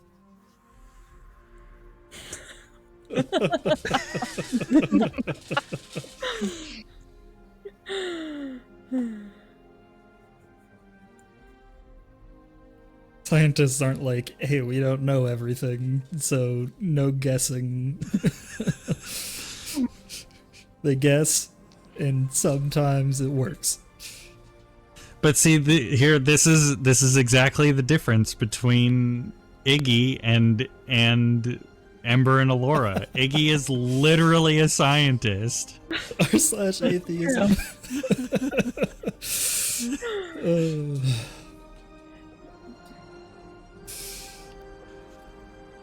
I don't know. That was my guess. I genuinely, that's my guess. It is 11, so I'm gonna head off, but I will see you guys later. Adios, Vidar. Bye. Bye. I am so bad at guessing these things. Okay, I just had a thought though. What is the average lifespan of a dragon? That's a great question. Yeah, dragon, not dragonborn. Dragon, yes. Many. Yeah, many, much, lots. No, that's what I'm thinking. So, like, Yes, yes. many thousands? Okay. We have dragons here. What if there's a dragon planet and they created everything? There, I'm giving you a really wild theory that is not right, but I'm guessing here. I don't know. Where did the dragons, how have they been here for so long, you know? You know, a lobster. Don't die. What? No, I don't know that. Lobsters theoretically can just keep on living. If we're remembering this correctly, they like if they aren't killed or die to disease, they will just keep on living and just growing bigger and bigger.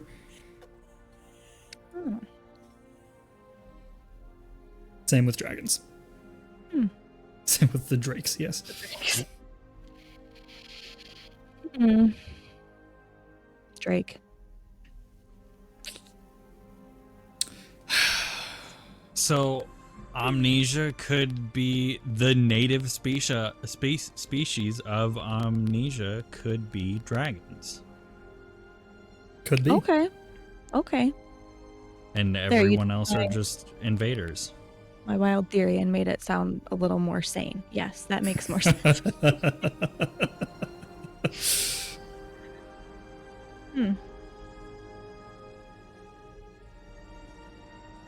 Because if they live for many thousands of years, but like history for each of the different civilizations doesn't go back more than like 2,500 years,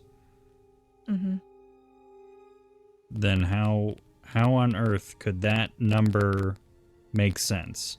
The dragons were here first. Right.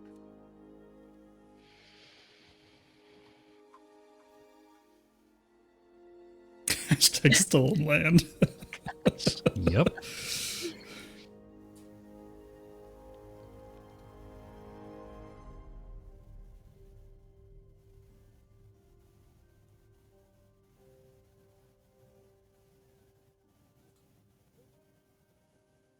Def would explain how 3 hyper-advanced space civilizations lost a war with one magic-y planet. Oh. Dragon's scary. What did that guy say to Hyoba? The dragon dude? Do you remember? Something, I don't remember the exact words, but it was something along the lines of, still it's time not to too make a late. choice. Yeah, there's, it's not too late. You can still make the right choice. Make the right choice. Something along those lines. Okay. So maybe choosing between the celestials that now inhabit amnesia and the dragons? I don't know. Just a thought.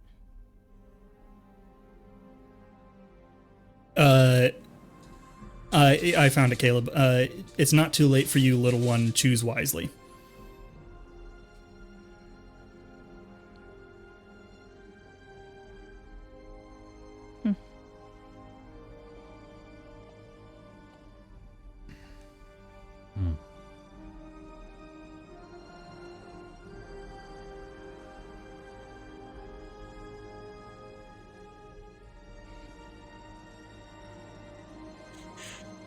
Choose what, though? Steven, choose what?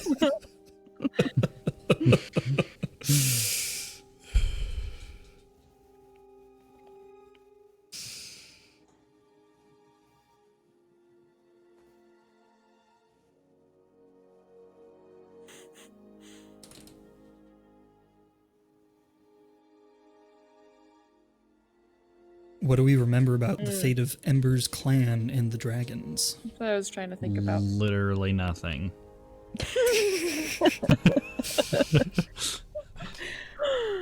All of my clan died, except for me and Aegis and Hyoba.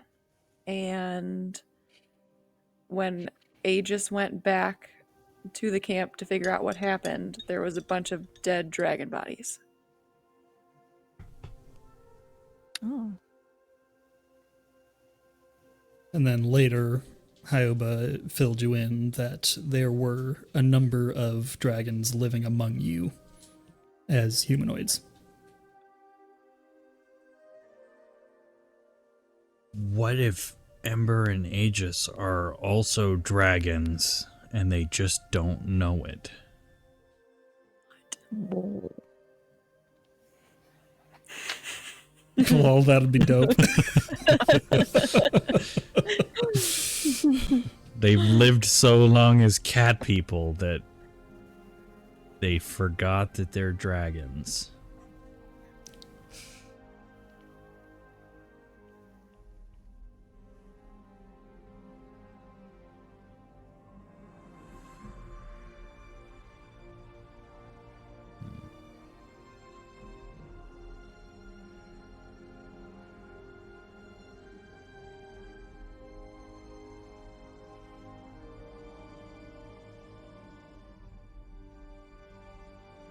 If I remember correctly, Hyoba thought you guys were dragons and were frustrated when you wouldn't turn into owls and fly away after the attack.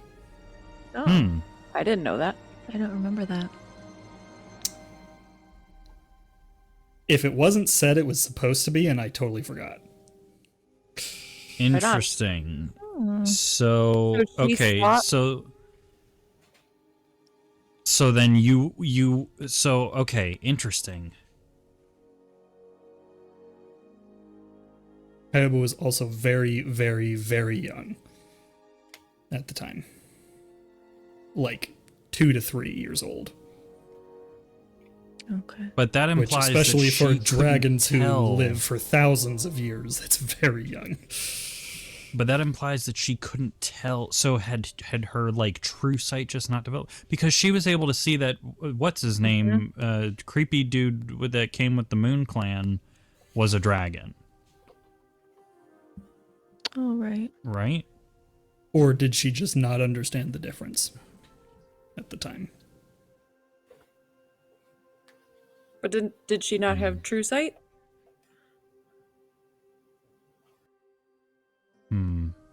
Shrug emoji.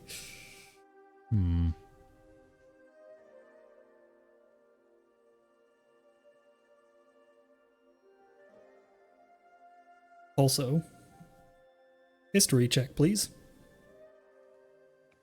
For Is this directed everyone? at anyone in particular? Everyone. Well, the half that is here. 15. 5. I don't know what my modifier is.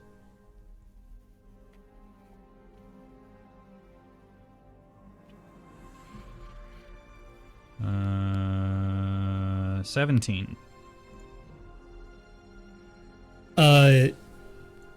So you guys would also remember, in addition to the line, it's not too late for you, little one, choose wisely. Dragon Man also said, you smell familiar.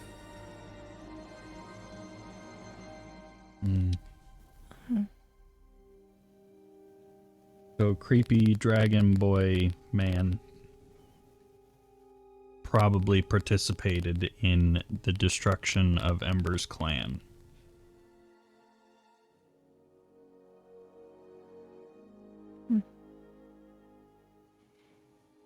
Or, well, not necessarily participated in the destruction of, but he was there. Maybe, maybe not. At some point.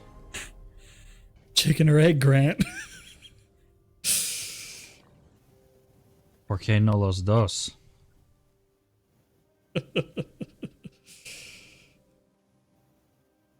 An Ouroboros of chickens and eggs.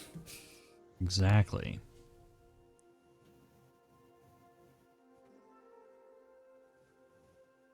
So, where's the lie? I don't know. Even when I re-listened earlier, like, I had in the back of my mind, like, okay, something here is not true. I was gonna say And Hyoba nothing stood out. didn't want us to know that she was a dragon. True. He was taught to hide it. Are all dragons taught to hide it? Yeah. Hyoba wouldn't even know. Okay. Again, she was 2 or 3 the last time she talked to a dragon.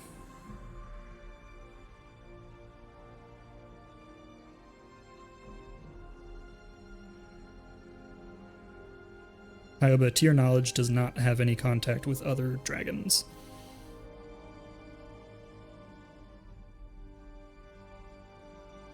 Doesn't know dragon lingo or culture or whatever.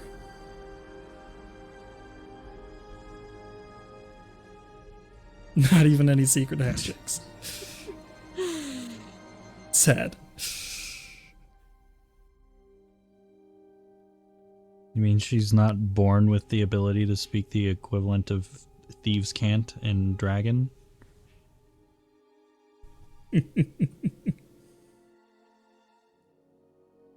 I mean, she has true sight. That's got to be something.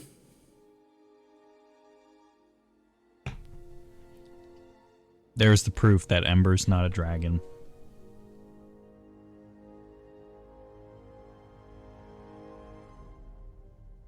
Unless she just doesn't know that she has true sight.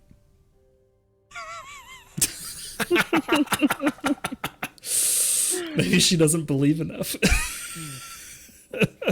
Maybe I'll use my wish flower to become a dragon. Hey, there you go. That would be dope. Yeah. I support that if you want to do that. Can she do that?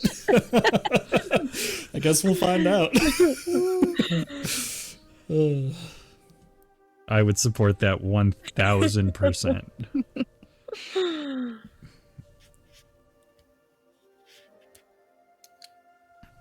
Or is she going to try to hold it until the very last episode? Yeah, props. Yeah. I mean, that's how it always goes. Like, you hold on to all those collect potions, all these potions and scrolls. yeah. I'll use them, when it's important. Never use them. Yeah. Oh, this fight isn't important enough for me to spend this valuable resource.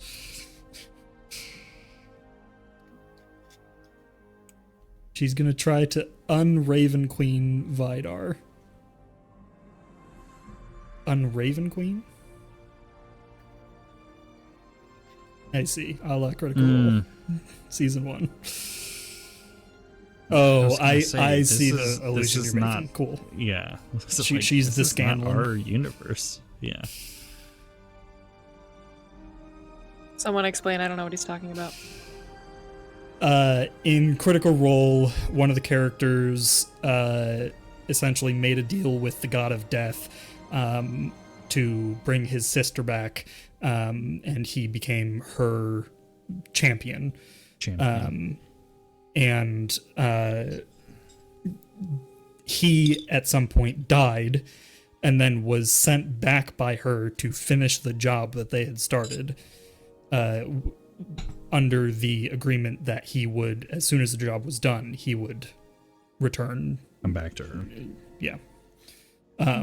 And one of the other characters was they were holding on to he had the wish spell, and he was trying to hold on to his 9th level spell slot to wish to break his pact with the goddess of death,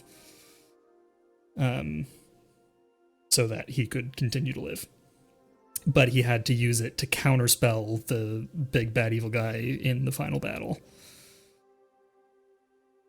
It was very sad.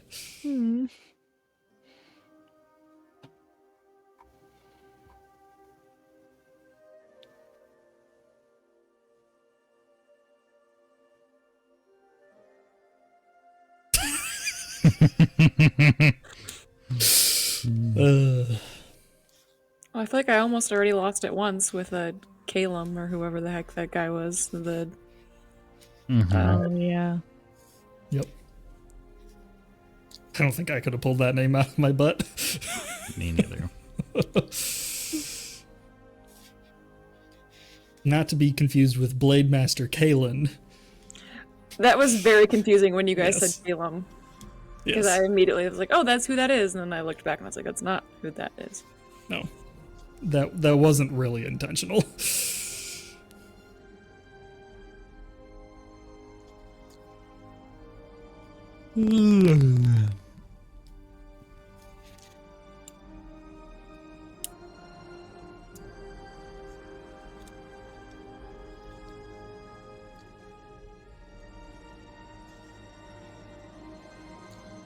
Do we feel closer to the truth or further after the past 2 episodes? I feel Both. closer to my truth.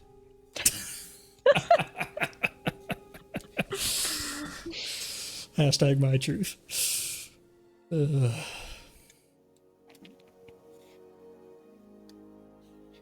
I feel like I have come up with a more solid theory. I had theories that I thought had some ground to stand on. Now I feel like there's like a foundation behind my theories, and it has evolved to incorporate that foundation more robustly, is my opinion.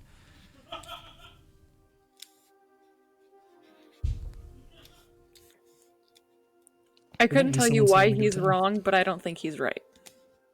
Yeah, I'm sorry, Grant. Nay. I'm gonna go somewhere with my dragon theory. I'm gonna think about it, and I'm gonna do something with it. Okay, guys. There you go. I definitely think there's something with the dragon theory. I like that. Absolutely. That's a cool idea. It is a cool idea. Is it the right idea, Steven? It's a cool idea. And even better, I think it's an idea that works with my idea.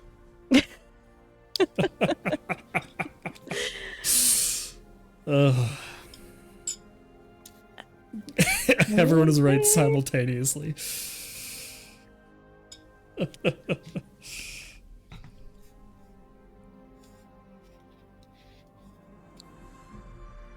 But where's Omnite from? Why magic?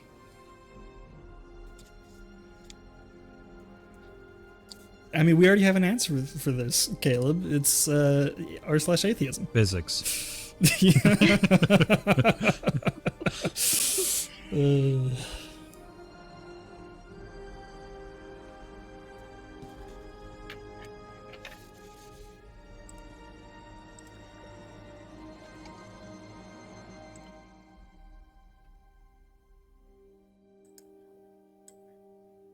You need to meet more dragons to test Alora's Yeah. theories.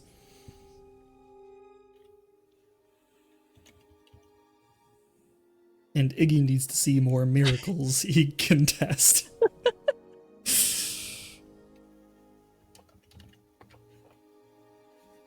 And Ember needs to know everything, apparently. Yep. And Vidar just wants everyone to get along. Can I make a request? Sure. I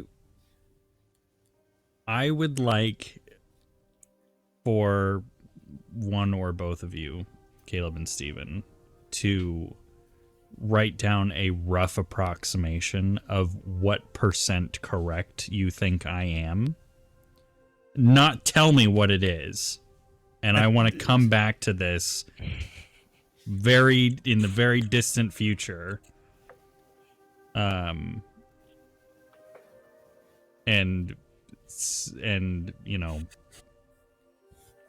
have this marker of 10 years how- from now when we're all pushing 40. Yeah. Speak for yourself.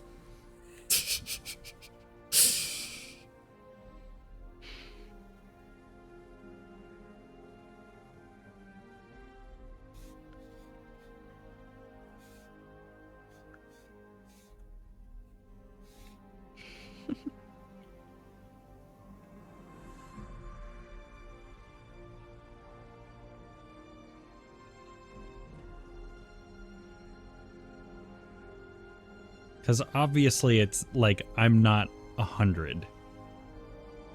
But I don't feel like I'm 0.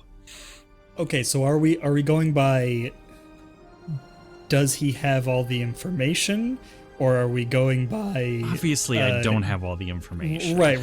But like is 100% he has said literally everything, or is 100% everything he has said is right? The number that I would like is of the information that I could logically come up with a theory, like obviously there's stuff that I don't know.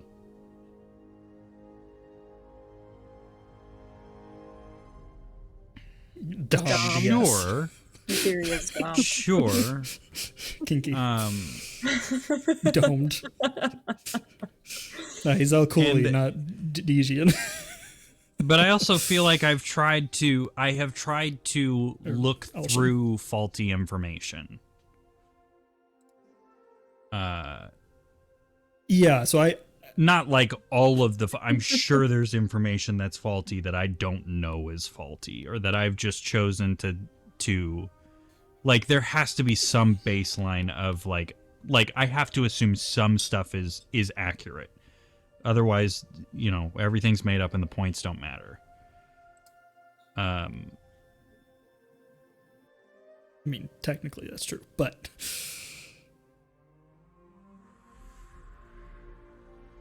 there are some words you said that are correct today. Like articles and the. Exactly. Same for everyone, I think. Okay, so Grant, the number you want is how much of what you said is correct. Yes. Okay. Can you do a quick summary of like your theory? Can you even do that? 144 Jeez. characters or less. Yeah, exactly. 144 characters. Okay, I feel like the biggest kind of thing that everything else has stemmed from is the idea of the Isaac and Ishmael kind of split many thousands of years ago. The people that colonized Amnesia had to have come from a point post Great War, whatever it's called. I don't know. It's not in my articles. The stuff that's in John's articles about the war that created the Ulsham Union and the Dejan Collective. Has to be post that because of all the infrastructure that exists on Amnesia. The fact that things are so similar between the factions here and our factions has to be a group of people from some point in time there that colonized Amnesia, and things have just progressed in the only way that they could based on available resources. Eternus is obviously from the Universal Coalition. I don't feel like that's a point that's up for debate.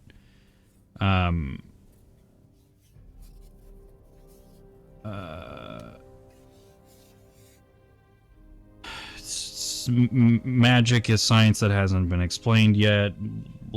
Drugs, plants, natural versus synthetic. I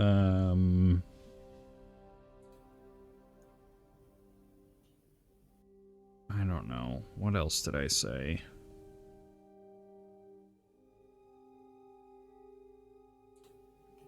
The Dr. Carson stuff. I guess that's Yeah.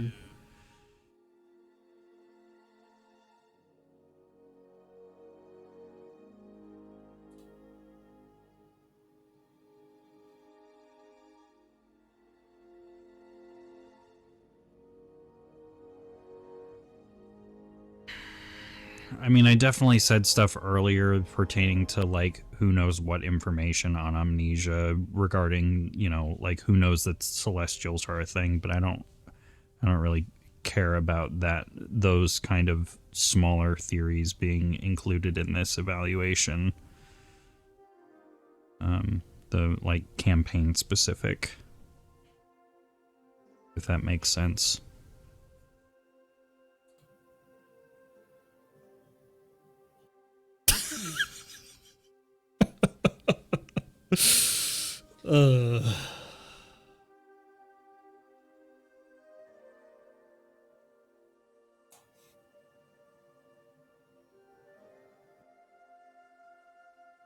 But by the time you see it, you'll already know the answer.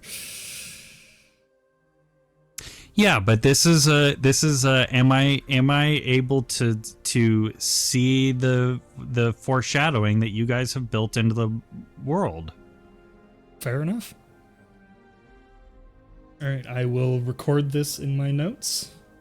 At this very early point in our adventures in this universe.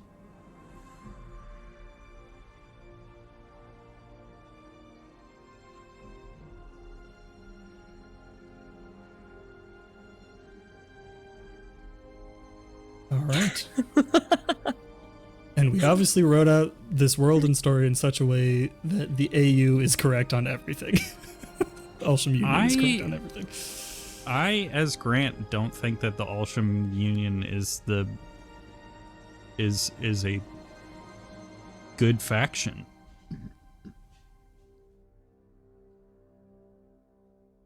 Iggy doesn't think that the Alsham Union is a good faction. No, there are no good factions. Good. Means we did our jobs right. I think if I had to pick one that was like, yeah, they seem to be more on the ball than anyone else, I would say probably the Dijin Collective. They also tell people when they die. So, there's that.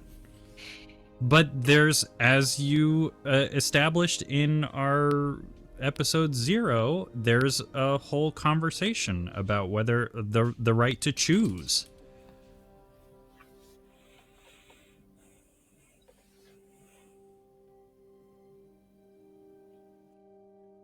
Yep. 100%.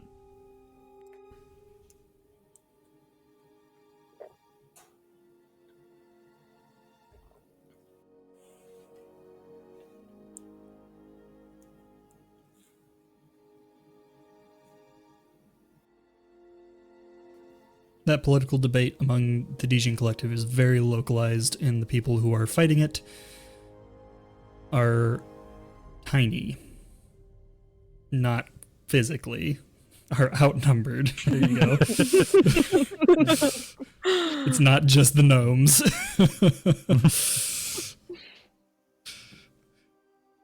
Even so, it's a conversation. Short people matter.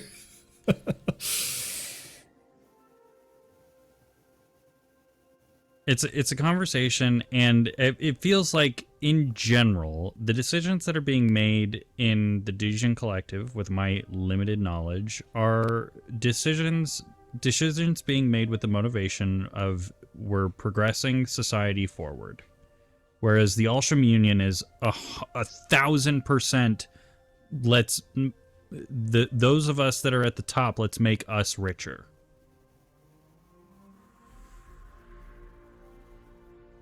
Yeah.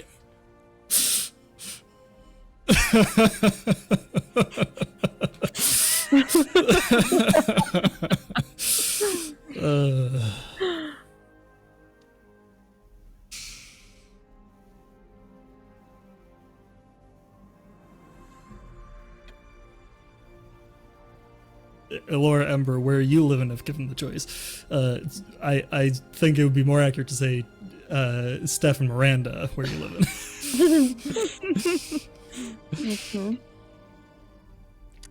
I'm absolutely into Caxia. Hands down. 100%. Shocker to everyone. We know. That's why we put you there. I love it here. It's great. I like where I live too. I'm happy. Yeah. Yes. Mm-hmm. Super racist. I'm not a super racist. Okay, maybe my people are, but I'm not.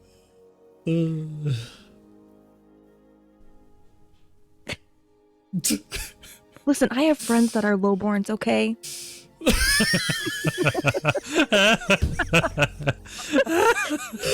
That's probably not true, though, so sorry. That's great. Mm-hmm. I mean, she is, like, in her backstory, like, against the discrimination against lowborns, so, there is that. Yes. For the record, I am happy that I was put in the Alsham Union. I very much want to play stuff in Alsham Union world. But in terms of who do I think has the most on the ball, Dijin Collective. No, I don't use it. You're right. Who's my dad? Do you think I can actually use my privilege to help the lowborn? I don't think so. I help in my own little ways. It's in my backstory, okay? Who knows? Maybe I'll take the throne and then I will just everyone will be equal, okay, under my rule. So you better watch out. Except, the inherent unequalness of you being the ruler. We can just ignore that part, okay? It's okay. I'm one of the good ones. I promise. Oh, this is going weird places tonight.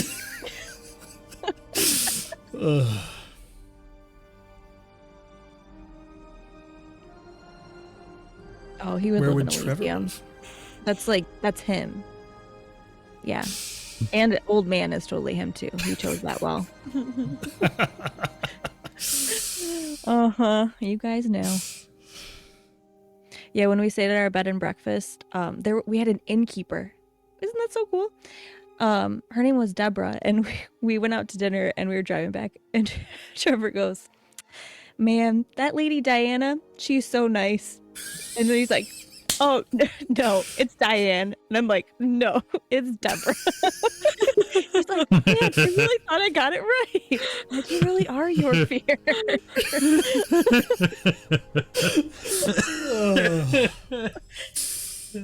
Yeah, so that's not his characters. It's just Trevor.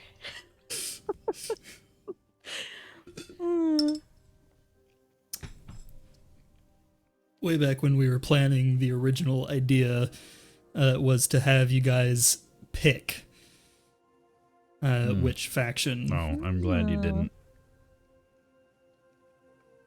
Yeah. Yeah, I think we did a good job placing everyone. Mother knows best. Also, I think that it could be this campaign is an anomaly, right? Within the big picture, like I assume all 6 of us are going to play in future games, whenever that happens, however we're split up in the future. But like we're never going to be able to come in to any of the future games with no knowledge. So when we have a campaign 3 years down the road that is entirely in the Dijin Collective, everyone will have some kind of basis of knowledge about the Dijin Collective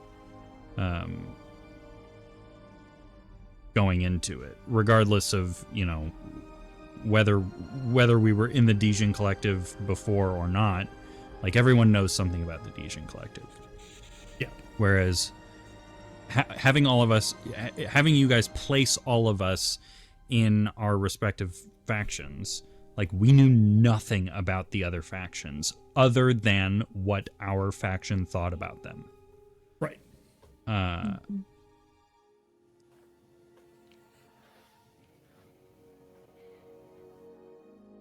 To be clear, the original idea was that you'd all get the general article, then pick which faction.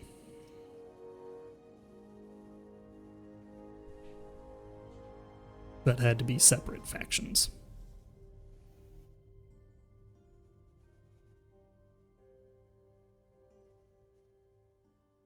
Mm-hmm.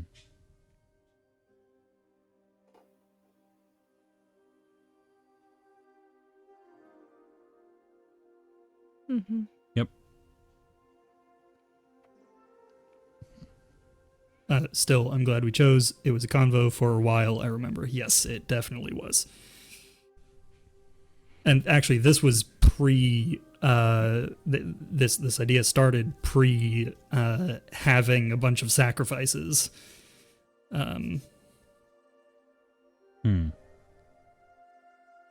The sacrifices thing sort of forced it out to some extent because we had to pair you up.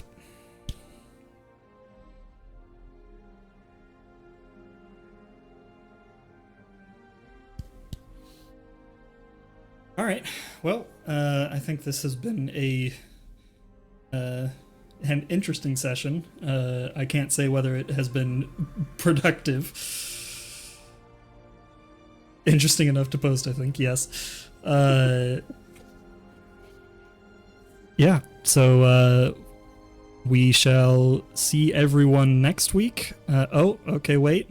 One thing.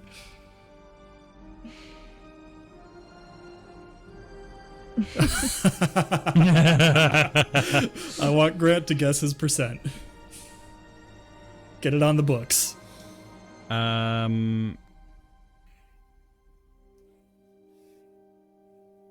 think I'm north of 50. But maybe not like much.